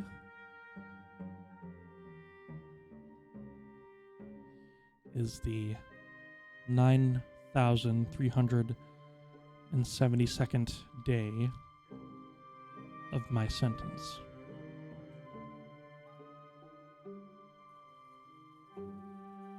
Let me do math. I think, let me just get this straight. My years are 240 day years. 240. Okay. Yeah, because there are 8 months, 30 days apiece. Somewhere in the mid to high 30 years. This is about 39 years, a little over 39 years. Hey, got it. Wait, so he's been here just a little bit longer than the last visitor who came through. Oh. Intrigue. You know it's good when the player says intrigue. Maybe, is he the last visitor? Well, no, Uh-oh. I think someone would have had to come after him if he Wait, was already wait. serving a sentence. Well, how do we know that the archivist was telling us the truth? With a laugh like that, do you think she has a reason to Do be I have a shifty? reason to lie? Oh. No, Did that she's, come in she's over not. a speaker? No, she's not there. I'm just Okay, being funny. thank I'm God. simping for a construct. So would you like? Would you not like us to try to free you? Sort of pauses again.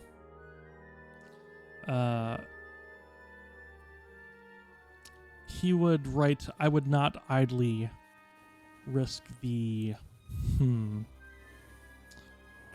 current state of my visitors. Can I do, I don't know if it'd be a perception or investigation just around the outside here? Wait, ask Sure. him when the last time he had visitors was. Which one, Drew? I'd say investigation if you're looking for something specific, perception if it's more broad. Okay.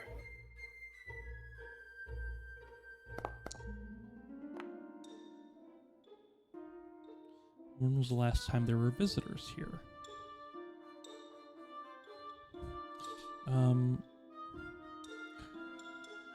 This is where you see him get a bit more formal.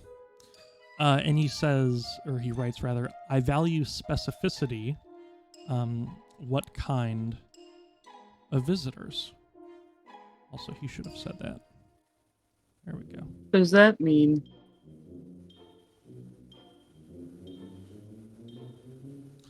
And then Reinhold, what was it in particular that you were looking for?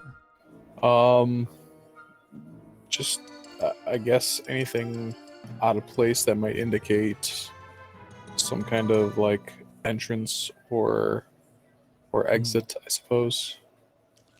Okay. Give me a moment on that, because what you are looking for might be revealed a bit later.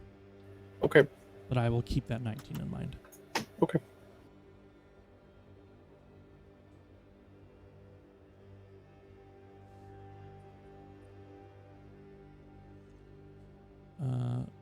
Yeah, Krane, what did you ask? Just what does that when mean? was the last time he had a visitor? Oh, And he's okay. like, what kind of visitor? Like, Yeah. what do you mean, punk? If there is no response, honestly, in like a short period of time, because you guys don't have to write stuff down, he would say professional or personal. Wait, what kind are we? I believe we're professional. Is that so? I would like you to explain that to me. Why you think you're professional visitors? I believe it's because we're on the search for like a mission's sake instead of personal curiosity. Oh, gotcha. I thought you meant maybe in your mind you were thinking personal, family or something. Oh, yeah. Um, I guess I was going more for motivation, business or pleasure. Gotcha. So Embra, you see him write, and at this point he's about halfway through the parchment. What happens when he runs out? Yeah, exactly. Halfway through the first side, the front side. The proctor will eventually write out, I consider personal visits ones that exclude my peers in the archives. And then he'll continue. That being said, only twice have I been visited since the beginning of my sentence.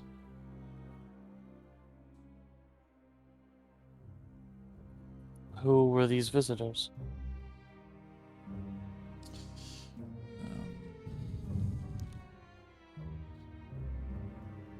Then, okay.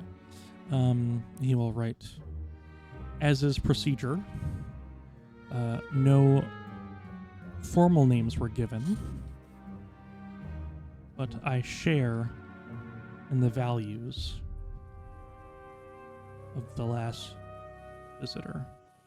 And he will continue to say he values or valued the arcane knowledge that I have hunted for.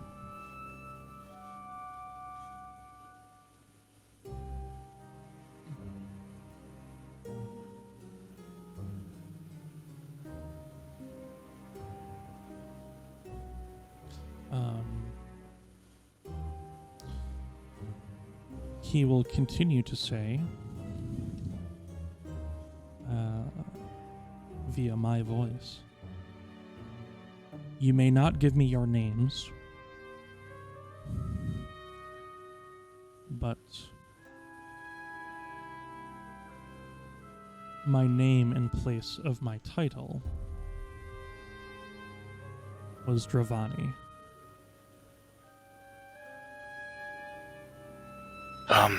I came across a journal of yours.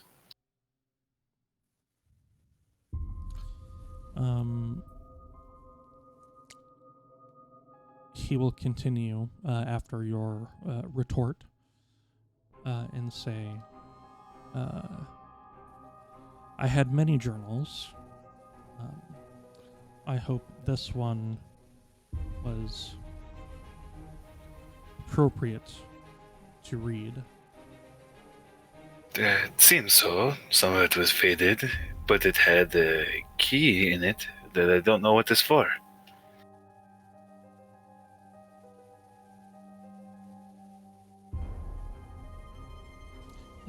He does not respond to that.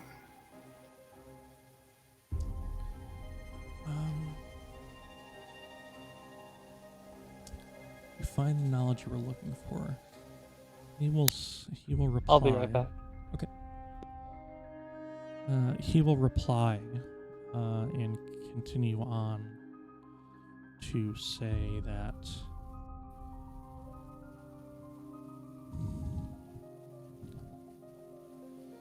I never stopped searching. It appears that some answers may not exist to the questions I had.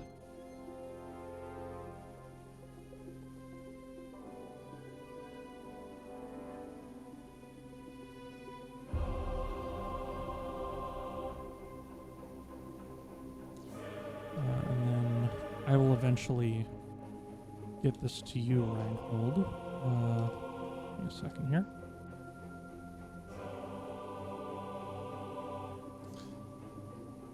Looking at him, do I see a place where this triangle key might fit?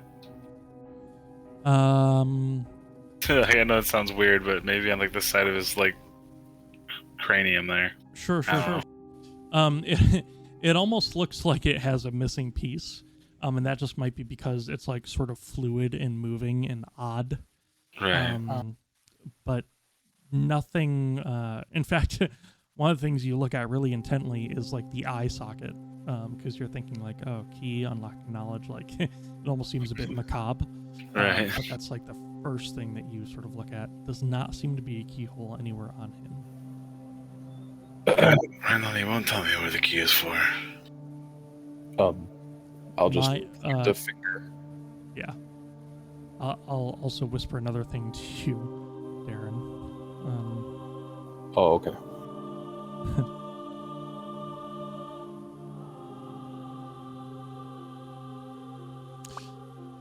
And that is, I mean, technically sort of within the square of bookshelves, right?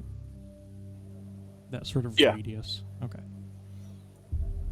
Oh, that's what you meant.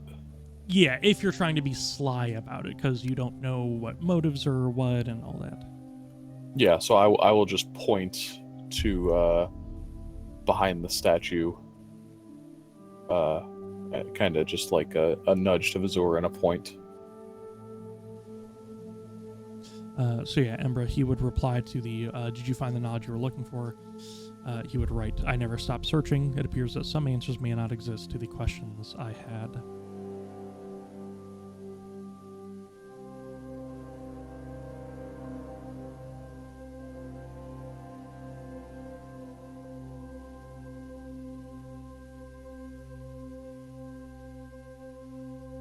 Is Reinhold trying to show me something? Yeah, behind the statue, brother. Okay. What statue? Essentially the statue part of the throne that he's sitting on. Do you think the answers are in the archives?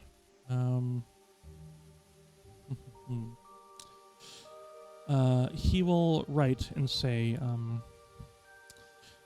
I have toiled through tomes old and dusty, shiny and new. I wish the answer to your question is yes.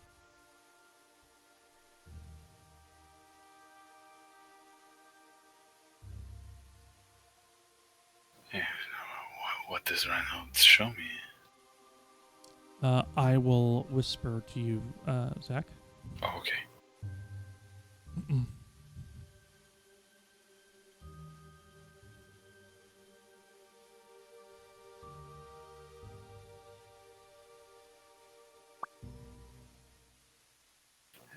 Vazur slowly turns towards Reinhold with like a big old cheesy grin.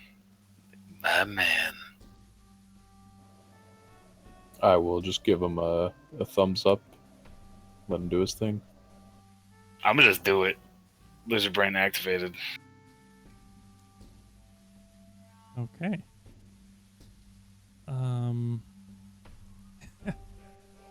Okay. All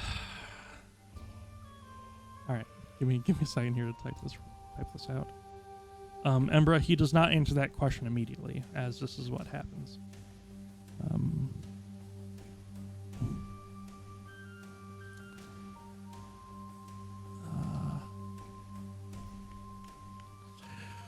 Oh God. Zach, can you remind me what you said when the journal was conversing? I give me a second here to scroll up to it. He said he hoped the journal was. I had made journals. I hope this one was appropriate to read. And you said. What? Oh, you said it seemed appropriate, or it didn't seem anything uncouth or something. Can't remember what you said. Oh, I can't remember either. Yeah, something like that. So, Embra, he doesn't answer that question just yet. But he will write out hurriedly and almost with mistakes. He writes out. Hello? Oh, hello. Okay, I'm back. Okay.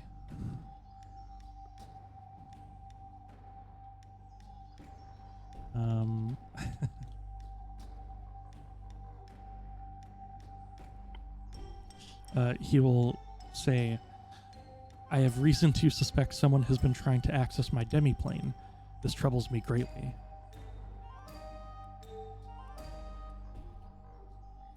And he will say out, or write out to the room, and I guess hold it up to you, Embra, because you were the one who sort of initiated the conversation. He will show to you.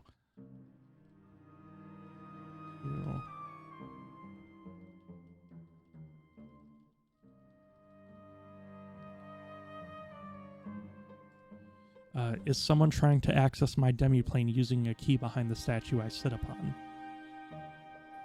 I will, I can't see the writing, can I? Never mind. I was gonna say, Vazur doesn't say he's too busy fiddling with the keyhole. I'm sure Reinhold's just staring at him.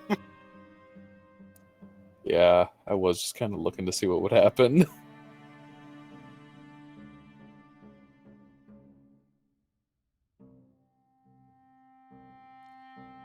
Okay. Ooh, I like this. I like this Temi, and I like this Embra as well.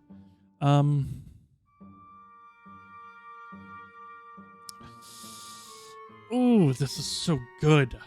Give me, if you don't mind, Temi, and I don't know if this will work with D&D Beyond, but in Foundry, can you change your roll mode to private GM roll, and then back on D&D Beyond, go ahead and try and roll a persuasion check?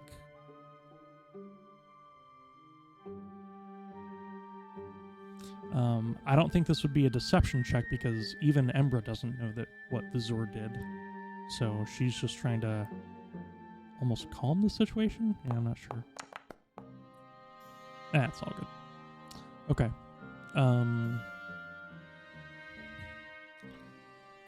He will write out, in fact, still holding the text towards this direction because he's not sure that you moved. And he will write out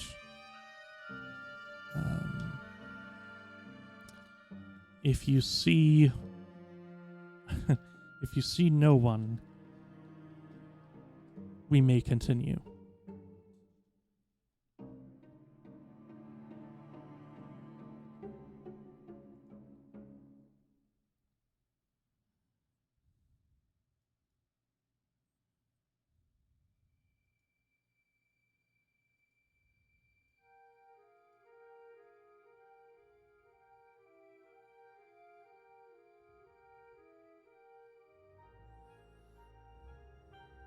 Oh, well, I found where the key goes. I'm just trying to get it to fit. I don't know if I have to spin it the right way. As you see, Vazur is just like trying to jam it in there. So as this conversation is happening out loud, the proctor will write, I would prefer if my key stayed locked away. Oh, God damn it, Proctor. We're supposed to say this shit. There we go.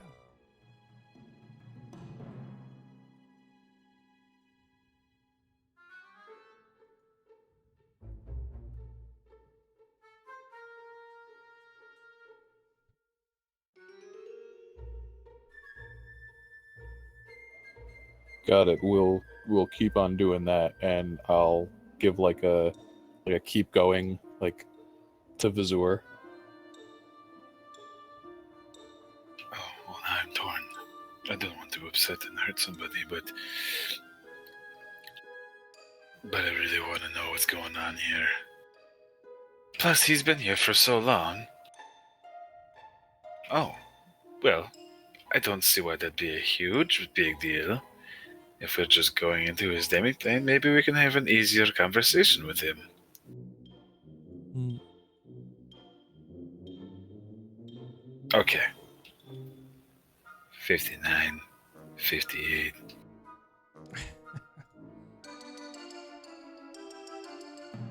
Oh man.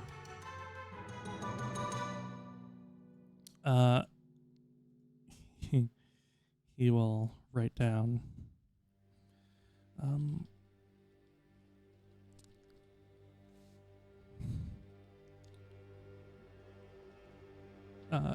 Certain treasures I have locked away. This is why the key does not function without my verbal command as a partner.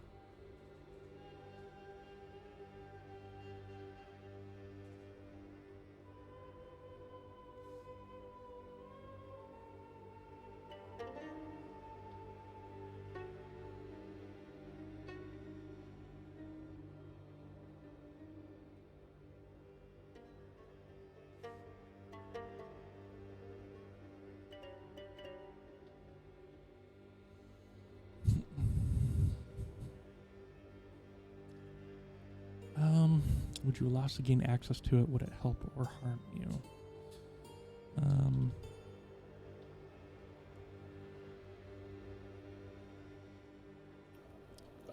Sorry, I'm my brain is a little confused at the moment. Mm-hmm. Is silence means he can't talk, right? That is true. Deafened means he can't hear. Is he deafened? He is deafened, but somehow still able to respond. A call and response. This guy. So he will write out to you. Accessing it will do neither, but it is still my personal belongings while I am serving my sentence.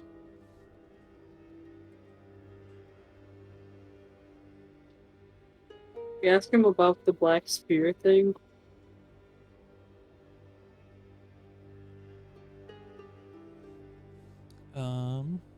Yeah. I will say, Krane, he does not immediately start writing down, so you might be out of the radius of where he can hear. That's fine. Crane's more trying to ask Embra to Facilitate. ask him. Yeah. Yeah. Okay. That's a weird idea to me that Krane is like out there and can shout it for Embra to hear, but because Krane is outside of the box, he can't hear it. That's a weird concept to me. Right.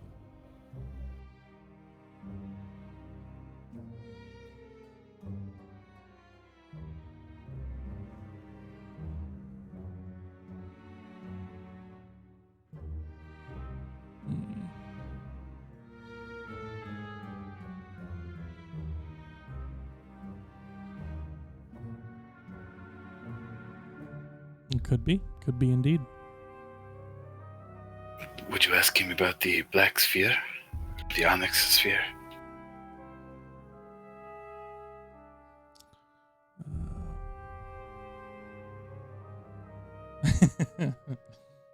If he tells me about the sphere. Oh.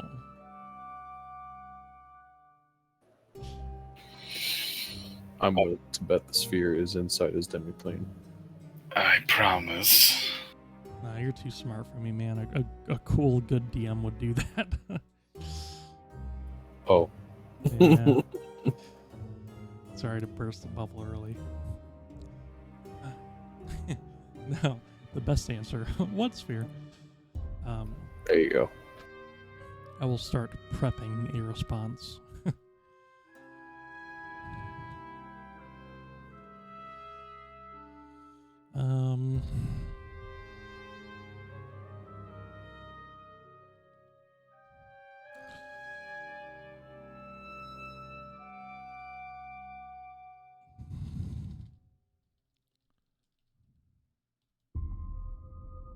And let me get my terminology right here. Okay. So he will eventually write out, I believe that the sphere you referred to is found past the Great Hall. Not so much an item as it is a tear between the far realm. God damn it, Proctor, you son of a bitch. I just want you to talk. I want you to talk. There you go. There you go, big boy. Okay. He is turning the page to the other side. So he is on the latter 50% of his communication with you, it seems. Oh. Does that mean he's got more to say then? No, just he finished one half of the paper.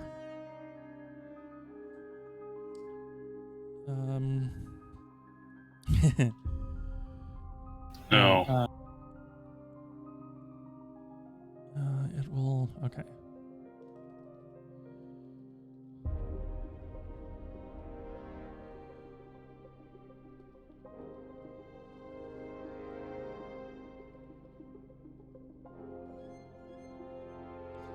I don't even know if that's the right spelling.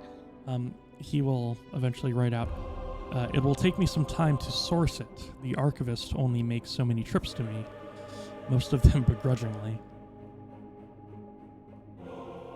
Well, in exchange for us leaving your demiplane alone, can you tell us how to get to the Black Sphere?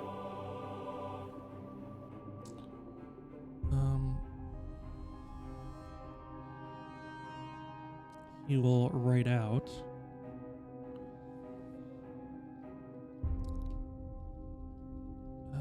the sphere is past the Great Hall. I'm assuming you met our guardian.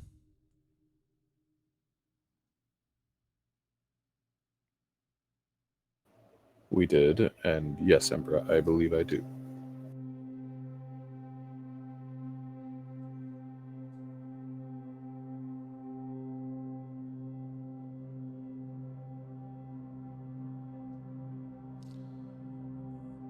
So Maybe yeah, not. He says, or he writes, the sphere is past the Great Hall. I'm assuming you met our guardian? Question mark. And you said, yes, we did. Yes. Reinhold? Okay. Yes, and I was going to add to that. Will she stop us from entering the Great Hall?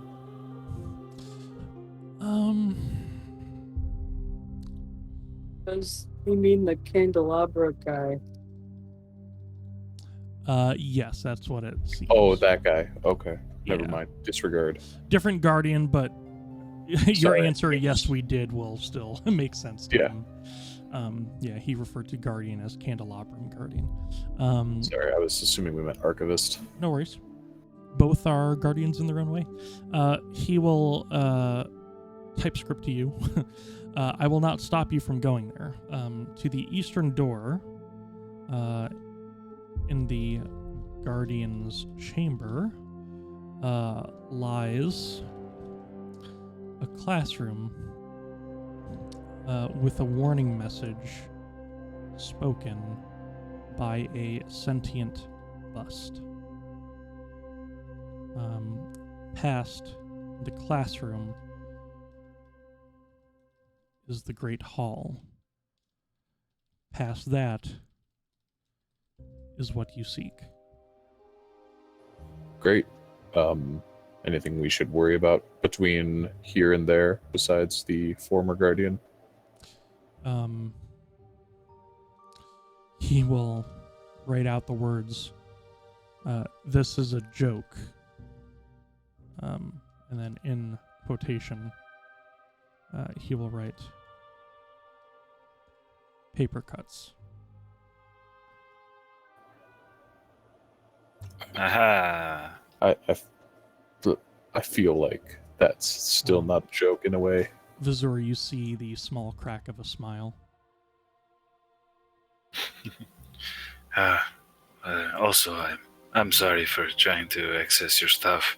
and I'll put the key into the book I found, and then kind of like tuck it under his arm. Gotcha. You can just keep that for whenever you're done with your sentence, I guess.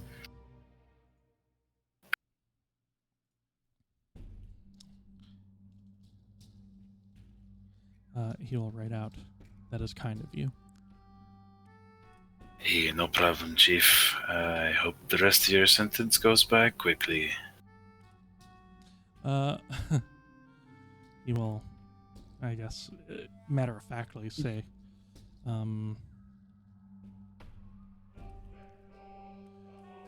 hasn't...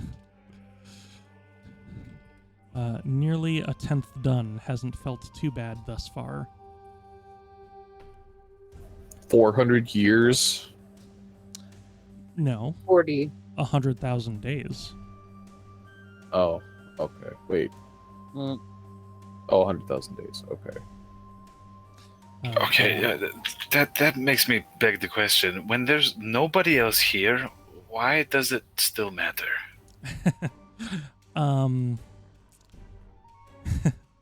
He will try and word it differently, although Drew is having... I mean, Jesus Christ is sending me his toughest battles. I'm sorry. No, you're good. I'm hamming it up for our viewers, hi viewers. He will eventually type Like and to subscribe. you. Like and subscribe, hit that bell.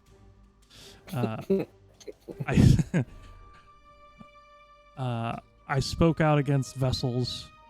I now feed them. Poetic, but not in the scripts I read.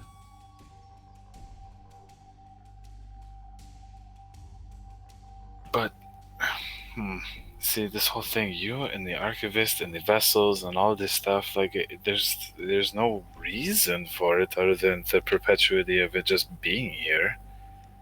I don't know.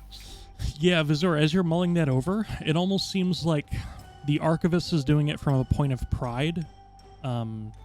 But in both cases, you almost see like a sense of torture. Yeah, for sure. Like, I don't know. This is weird.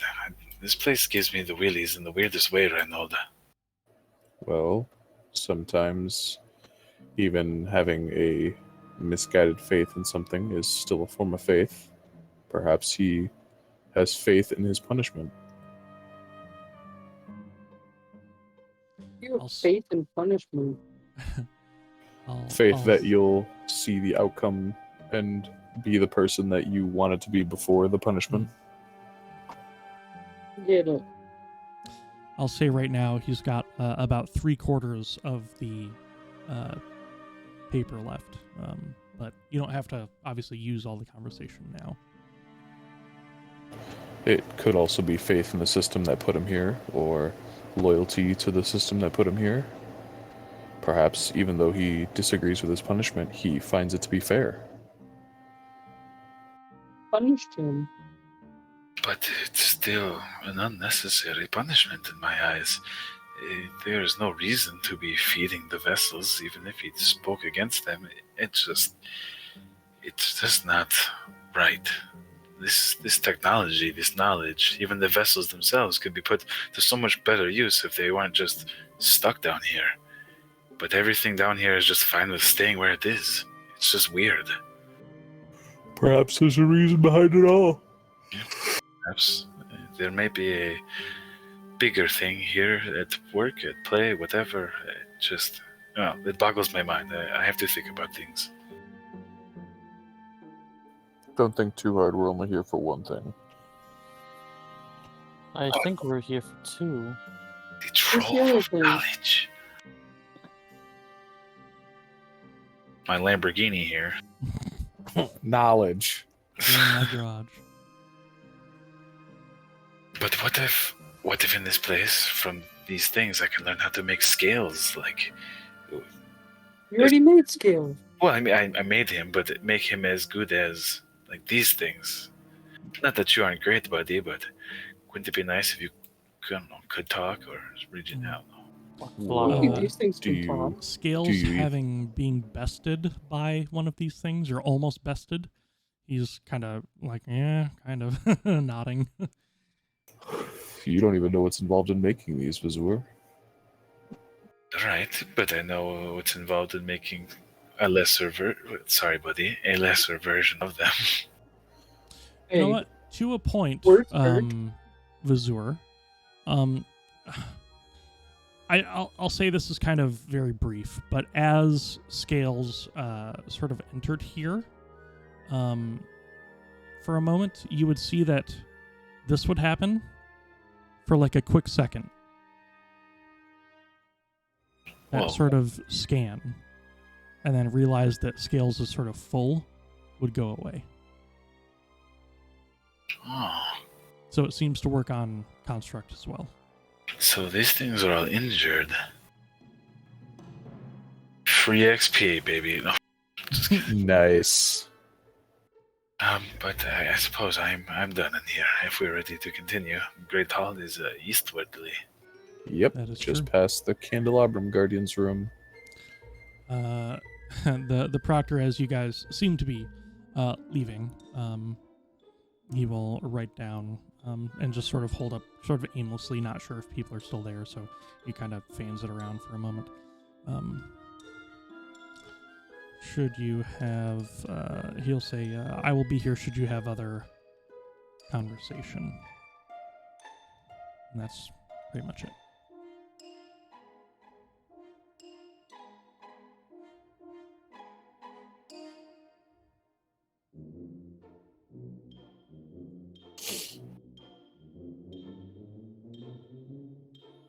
Okay.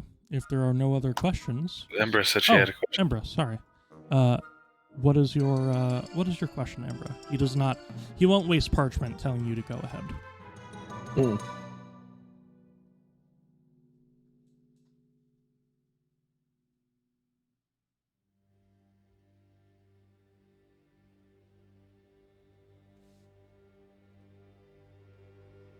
While she's typing that, by the way, 100,000 years is 416. Or I'm sorry, 100,000 days is 416 years.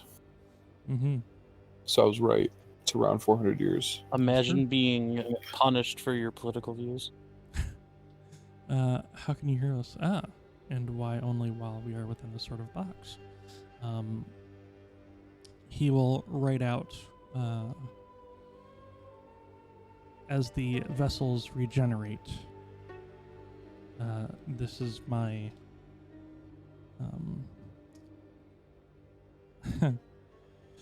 I'm trying to find a way to word this. This is my,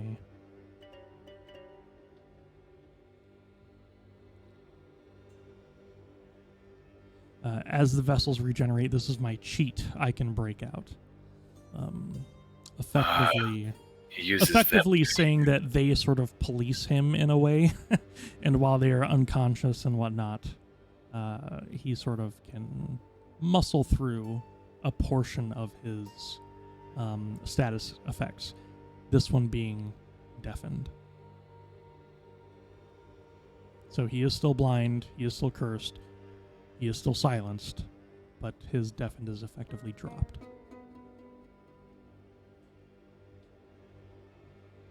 Well, I'm ready to go get this sphere. Yeah. Okay. While you guys exit the room,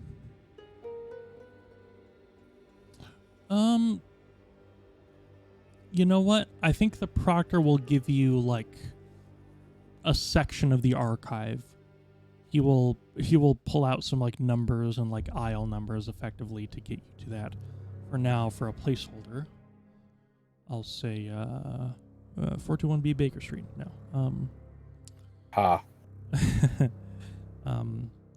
Aisle 4, section 19, shelf 2. That's what he would break out.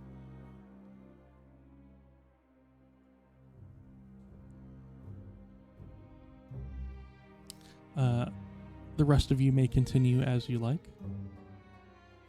The proctor will nod as you say thank you, Embra.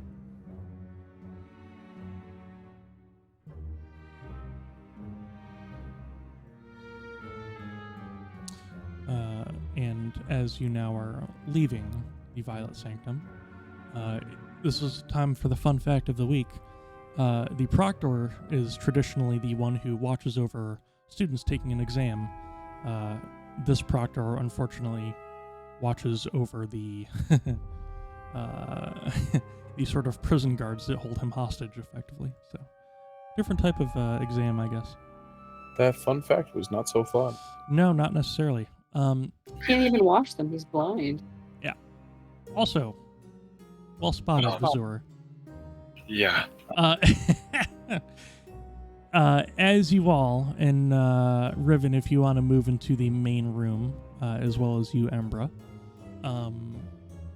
you spot in the southern part of the room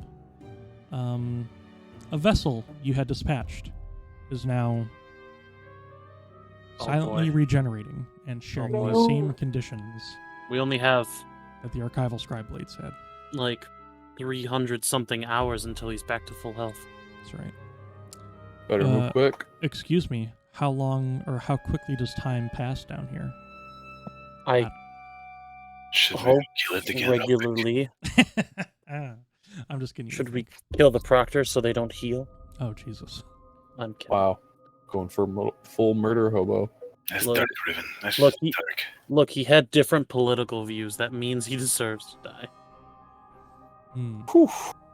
Getting heated over here. I'm gonna try the door. Okay. Oh, Oh, All right. not the door. Okay, so you activate 6 traps now. I was just gonna say, go ahead and tell me when the traps go off. I'm going to close the door to the Violet Sanctum just so you guys don't have to keep Thank you. doing that light. We're very impolite when it comes to going into other people's It like. is strictly so you buildings. guys don't I have to figured- render vision. That's all. I figured with the unending void above him, he could use a good cross breeze with the open front door. Yeah, that's Fair. right. Fair. All right, everybody in the elevator. Crane, Yeah. get in the elevator. Hey. Yeah, come on, Crane. Now how- the trap goes off. How nauseous is this? I don't care if you're afraid of Santa. We have to go. All right. Unfortunately, the door is locked. Door locky. Excuse me. Coming through. All Who right. knows how to... Shift around. Riven, move it. Okay. You want some help on this one, Crane, or do you think you can do it by yourself? You know, let me try this one. I'm just gonna let me try first. Okay, Hey, I'm gonna if- get. Oh, dang look. it! Hey, Crane didn't get it. You know what to do. That's rude.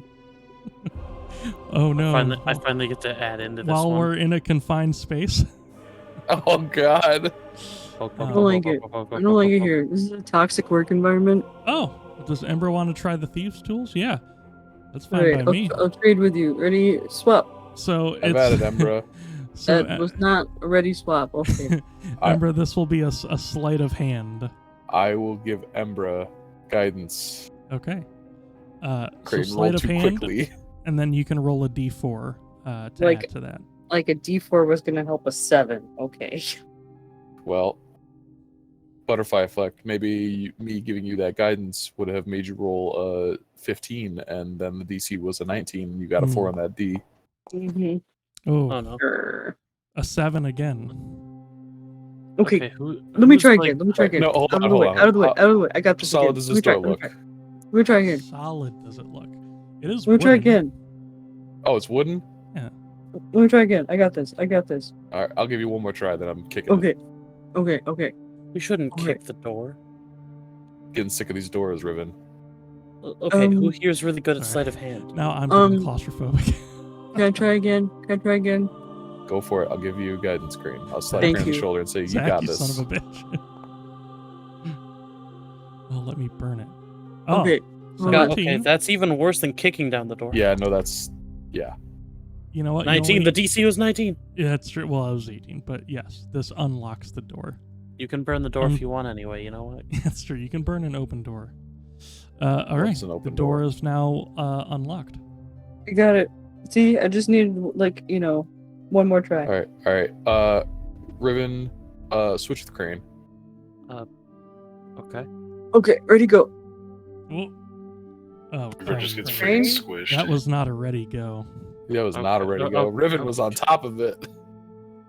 Okay. Okay. Happy Open Pride door. Month. Get out of the elevator. Ember's getting horny. Out! Go now! All right. Remember, no Russian. Rush? It's beautiful. No rush, Limbo? B. So, he's dead. So, Oh. as you... He is. Throat cancer. Well, R.I.P. in peace. I don't know, maybe in piss, but... I see the bust. Rest in penis. About to bust. Oh no, I'm not playing it. So, as you arrive in this classroom, you see a dozen finely made wooden desks, each with different chairs and papers and books on them. One of them has a lit candle.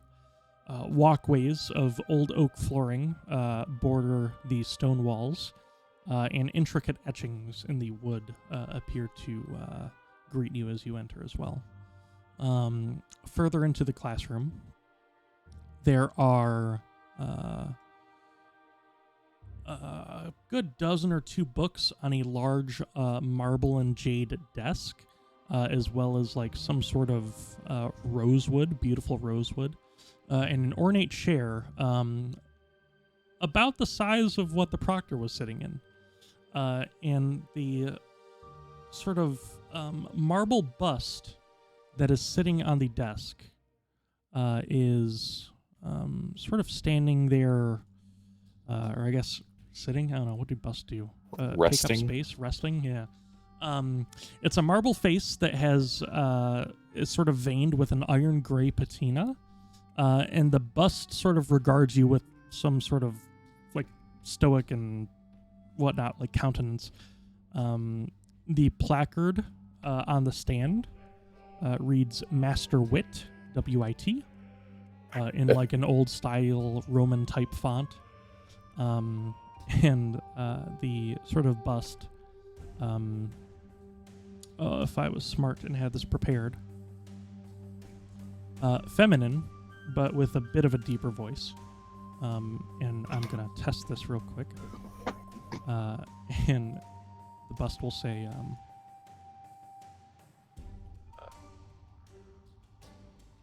"Are we lost or simply wandering?" Neither. What's the difference? And he asks that in sort of this light, airy voice. And he continues and says, "A ship without direction might as well be driftwood, but speak and I shall be your guide."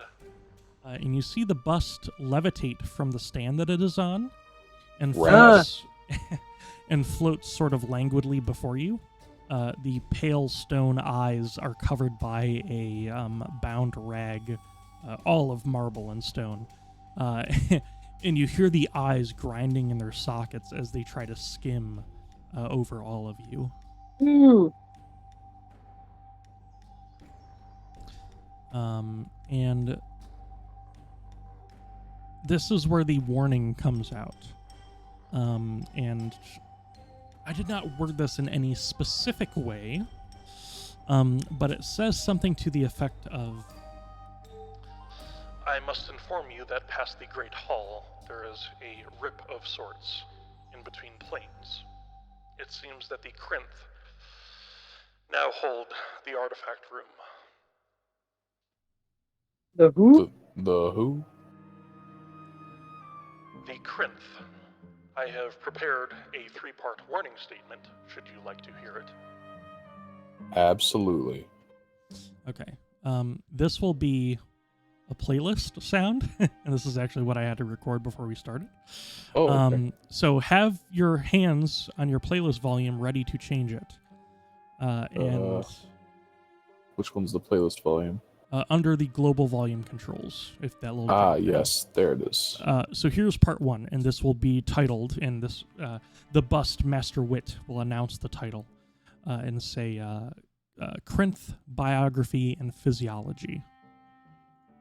The Crinth are tall humanoids with dusky gray skin, black hair, and black eyes. They weigh between 150 and 250 pounds, or 70 and 110 kilograms. They are between 5 and 7 feet tall. Their appearance varied depending on whether their non-demonic ancestor was human, dwarf, orc, or some other humanoid. Dwarf-related Crinth were not as short as dwarves, but were smaller than other varieties of Crinth. A Crinth was typically grumpy and humorless with a short temper. They worked hard at everything they did, whether a job or play, setting their minds to complete any given task. Despite being dedicated in duty, they otherwise were very chaotic in their mindsets. Because of their demonic heritage, they were often evil-hearted, especially among those Crinth still living among the Shadowvar. Crinth had no inherent magical qualities or powers, but their familiarity with the plane of shadow made them resistant to spells and effects that involved shadows. They were rumored to be nearly without fear, except for feelings of agoraphobia from large open spaces. And I will get all of this in type form. Oh, thank you. Absolutely. Good thing none of us are shadow magic people. So, this was background, biography, and sort of physiology. A little bit. And then one of those was also personality and abilities. And that'll be personality there. Abilities here. And there's one more thing here. I think there's a little bit more physiology. Let me see here. Perhaps this one? A Crinth has great endurance and strength. There are two kinds of Crinth. Demon-spawn Crinth, who are the direct offspring of a shadow demon and some race of humanoid. The trueborn, or full Crinth, descended from two Crinth parents. Crinth children matured more quickly than did humans, but they reached adulthood around 20 years of age and lived to be between 100 and 125 years old. All right. So that will be bada bing.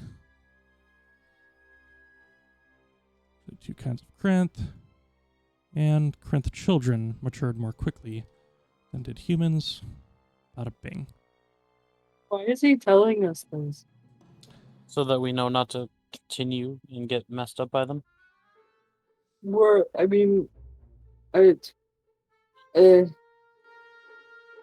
I'm confused. My sweet summer child. There's baddies on the other side of the door. Well, considering that the what you seek is past the Great Hall, this does not appear to be a Great Hall. This appears to be a classroom. Indeed. So perhaps Professor. there is more to do. And the bust will reply, I am no professor. I am Master Wit, but I am happy to answer your questions. I missed that last part. He doesn't have to answer our questions. he does not mind. Oh, okay. Well, thank you, Master. So you're telling me these Crinth are holding the way to the Great Hall, or past it? He will reply.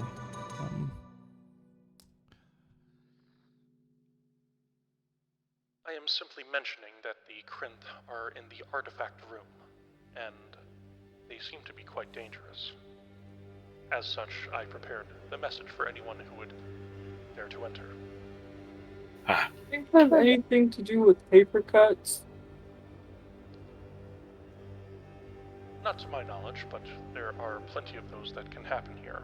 One is surrounded by a large amount of parchment and vellum.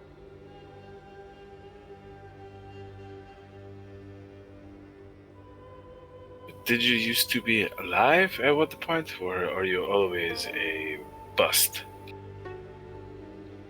I believe that I am a sentient construct. Good answer.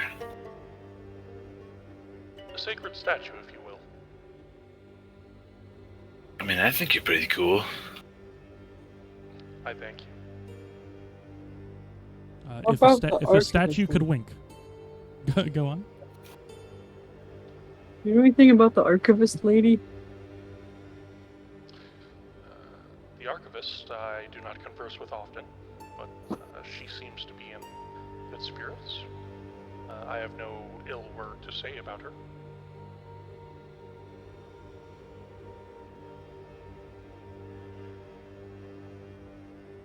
Do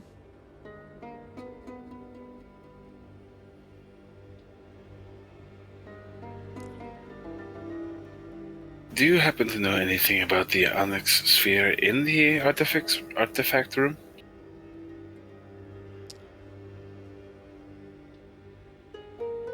I know only what I was shown once. It is a roiling mass of darkness in which the Crinth often hide. Right, okay. And if someone were to maybe try to, ball that up and take that with them, how would one go about doing that? A great question, Vazur. I believe that it is a anomaly, if you will. Much like you all coming across a talking statue. Fair. Anomalies are not often accounted for in great detail. Surely, though, you are resourceful. I like to think so. But I'd also figure that maybe the people who had it here would know something about it, something how to do something with it, I don't know. How did it get here? I am not entirely convinced that it was conventional, if you will.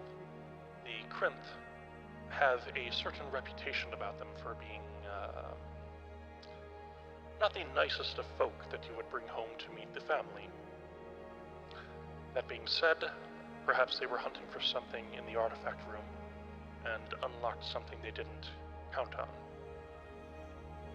That's fair. The extent of my assumption.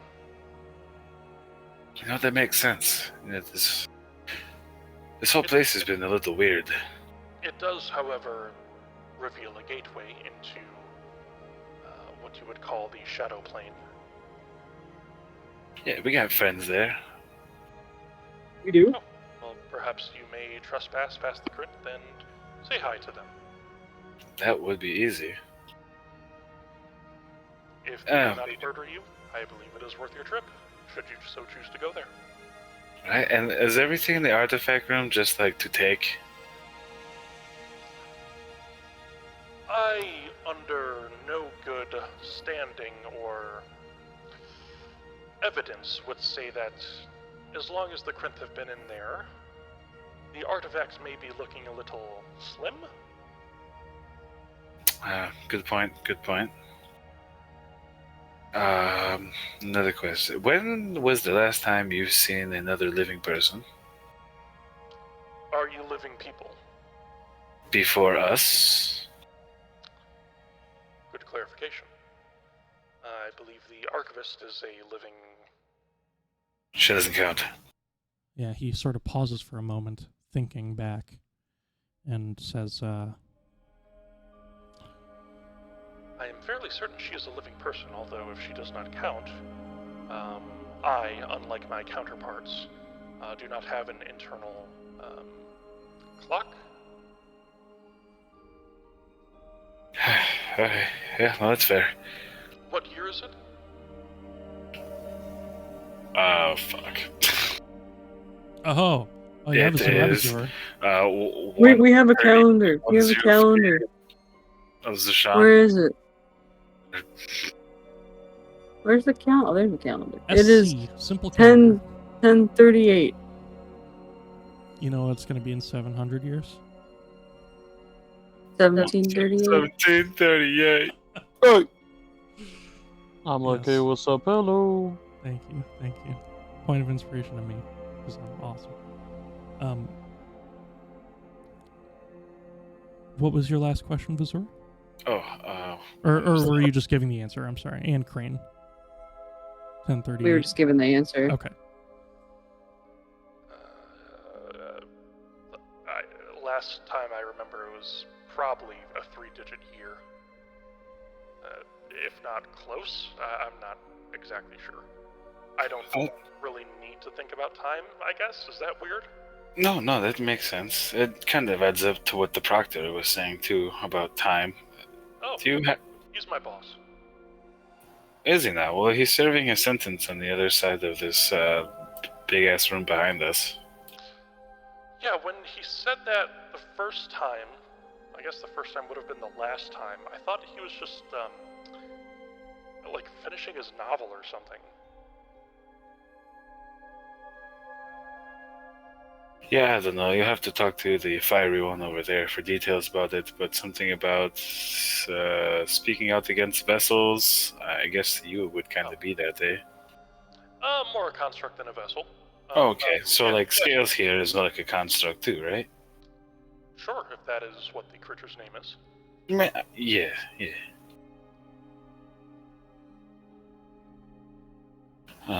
What happened to all of the other people here? Oh, we haven't had students here for, I would assume to be decades.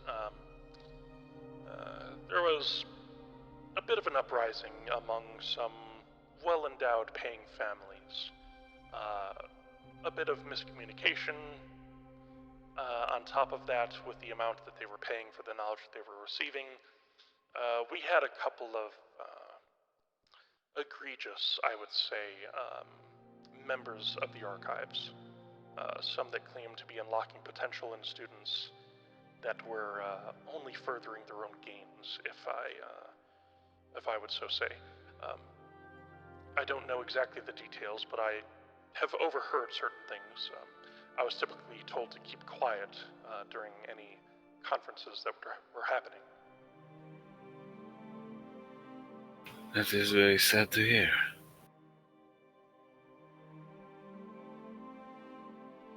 There might still be some food in the Great Hall if you would like to help yourself. I don't know exactly how it works, but if there is anything there, it should still be good. It has a bit of an aura about it. And if anything, and you get out of here to wherever you came from, you can tell people that you've eaten decades-old, I don't know, bread or something. That'd be kind of cool. And when to tell the tale. Do you want to leave? I hadn't really thought about it. Don't see a lot of excitement, but I can't really... I can levitate. That's pretty cool. Not a lot of things can do that. Yeah, I mean... I hear voices sometimes, but I don't like to talk about it. Oh, me too. Wait. That is fascinating. So we could realistically take you with us. You seem too coherent to be locked up here. You're like the first person to actually give me a straight answer. You seem too coherent to volunteer to be here. Well, we're looking for that rift thing that you were just talking about.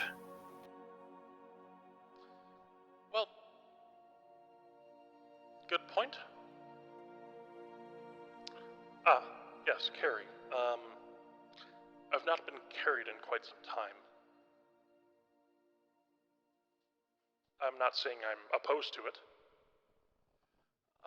You speak soft, and I like this.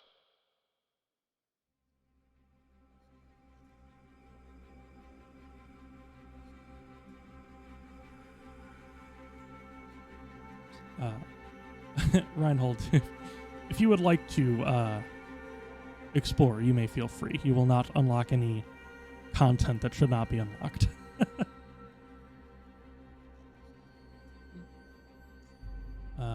So, Embra, what do you do with this sentient bust?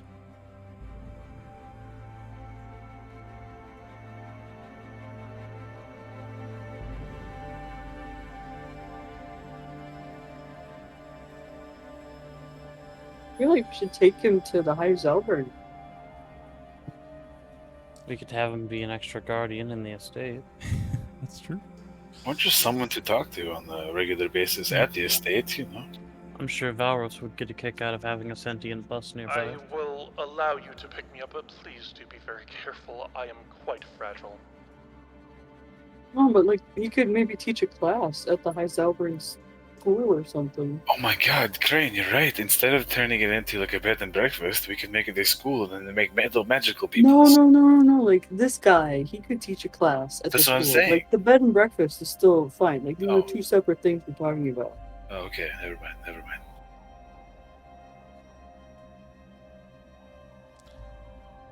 He is quite heavy. This would probably be about 40 pounds or so. What is that, like 3 gallons of milk or something? I don't even know. It's slightly less than a giant bag of dog food. Yeah. How much does a gallon of milk make?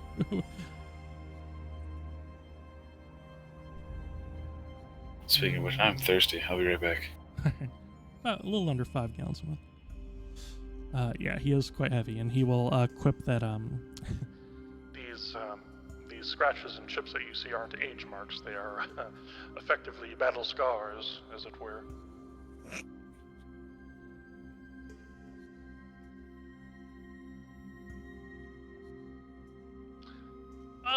Dropped, scraped. It can be quite painful. Yes.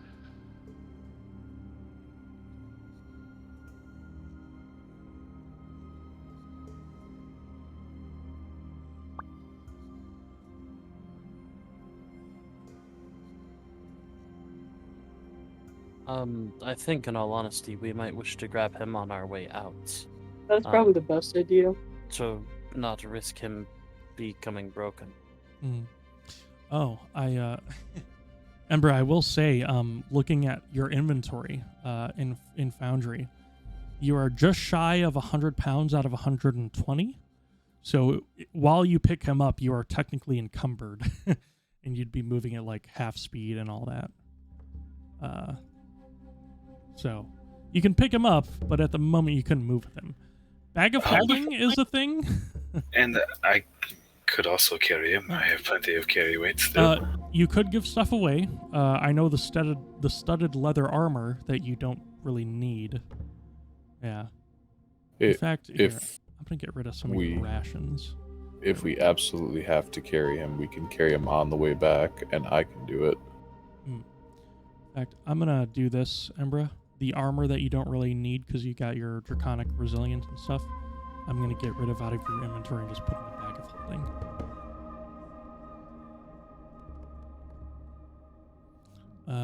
Yeah, Embra, you're fine to carry him. I will add him as a oh god, what would he be? Equipment. I will say this is Master Wit. 40-pound sentient bust. Is he handsome? Well, it is sort of a feminine sort of creature, but with the voice of a male. But it is a feminine bust. So yes, he or she or they is in your approximation, pretty handsome. Can I rifle through the books on the desk here? There's one with a star on it. I want to see what that one is, if it's actually anything. Yeah, absolutely. Give me a moment here.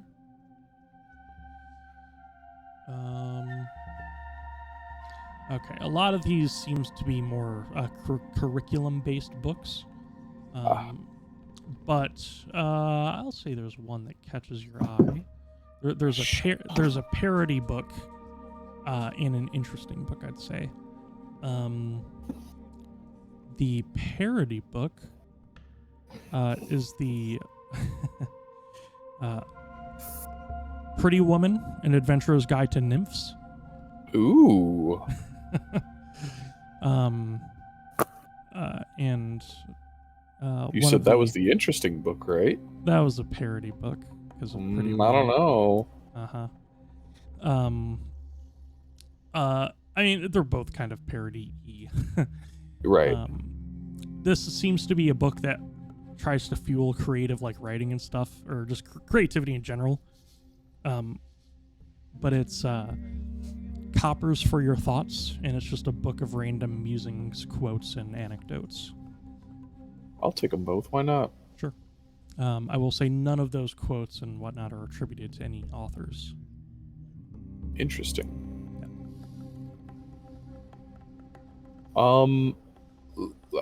I was gonna actually move my token all the way around the classroom, but I just didn't feel like dragging the mouse all the way around. No, I was referring to the doors. Oh, were you referring to the doors? Yeah, don't let me hold you up. There's nothing Oh, that well, then will I'll hurt definitely you. open the door. Yeah. There's nothing that will hurt you in the next room. All right. So, for now, Embra, I'm just gonna make this guy invisible on the map as to indicate that Master Wit is now in your belongings, and let me up the weight for him. Quantity 1, pounds 40.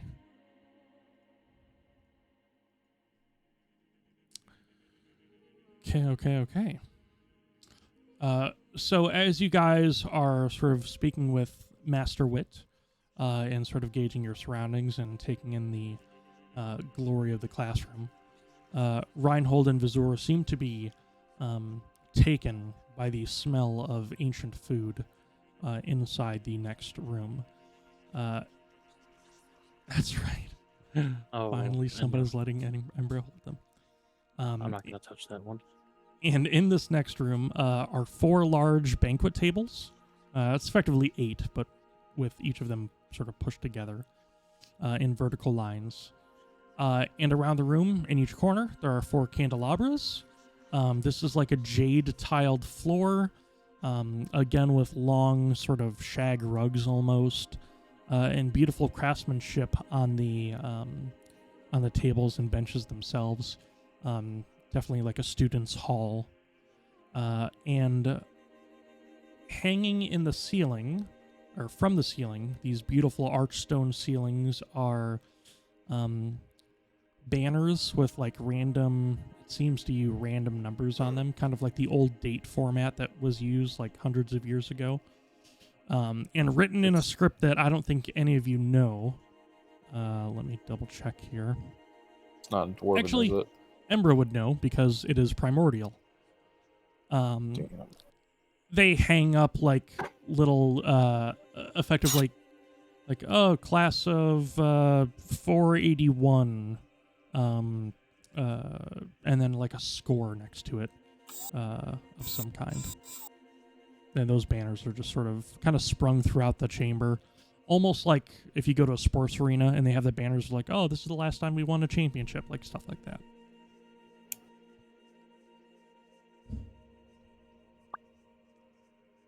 This food looking tasty in here? It's looking edible, which is good for something that's been old. That's surprising. How does the basket... What is this a basket of here? That is sort of like a basket of like bread and pastries. All right, yeah. How are they tasting? They're tasting fluffy and airy, which is really weird. I'll say there's a bit more than what meets the eye here. There's obviously like carafes of water and whatnot, no alcohol. And there's also probably some like fruits, vegetables, and not really a whole lot of meat selection, maybe a little bit of salad here and there. Reinhold, So as you... carbo loading. Yeah, carbo loading for sure. As you approach this door, Reinhold, you get a bit of an uneasy feeling. And it's sort of... God, it's sort of entrancing. Divine sense. Okay. Go ahead and put it in the chat for me, please. I will, as soon as I remember where to find it. There it is. Sure.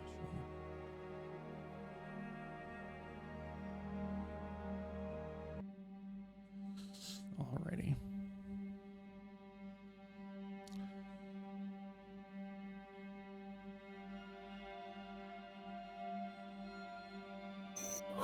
So, never mind. Behind total cover, that'd be the door. That would be the door.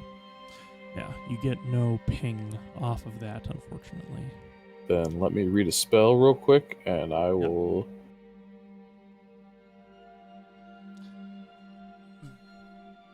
I will use Detect Evil and Good instead. Okay, go ahead and put that in the chat. And I'll give you a use of your divine sense back there. Aw, thanks, buddy. You got it. Alright, so yeah. 30 feet of you. Easy. Why is... Oh. Because it just targets it based off where you put the template, I think. Yeah. Yeah, that's all it is. It's okay. You can untarget. It'll be fine. Yeah. You know what?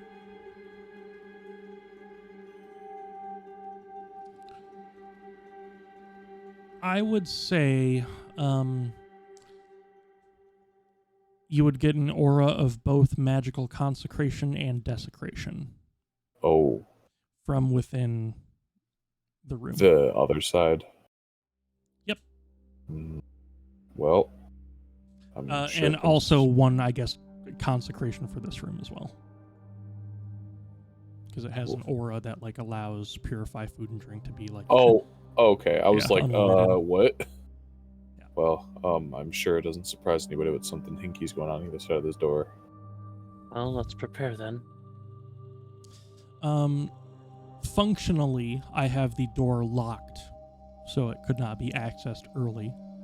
But I'm happy to unlock it and let one of you view what is on the other side. Would we like to do any spell preparation just in case this is That's what I was just going to ask. I'll just have the basilisk bow out. Give me 1 second. Let me see. I can do Harness Divine Power to get back 2nd level. Okay. Embra, you could prime your flame sword if you wanted.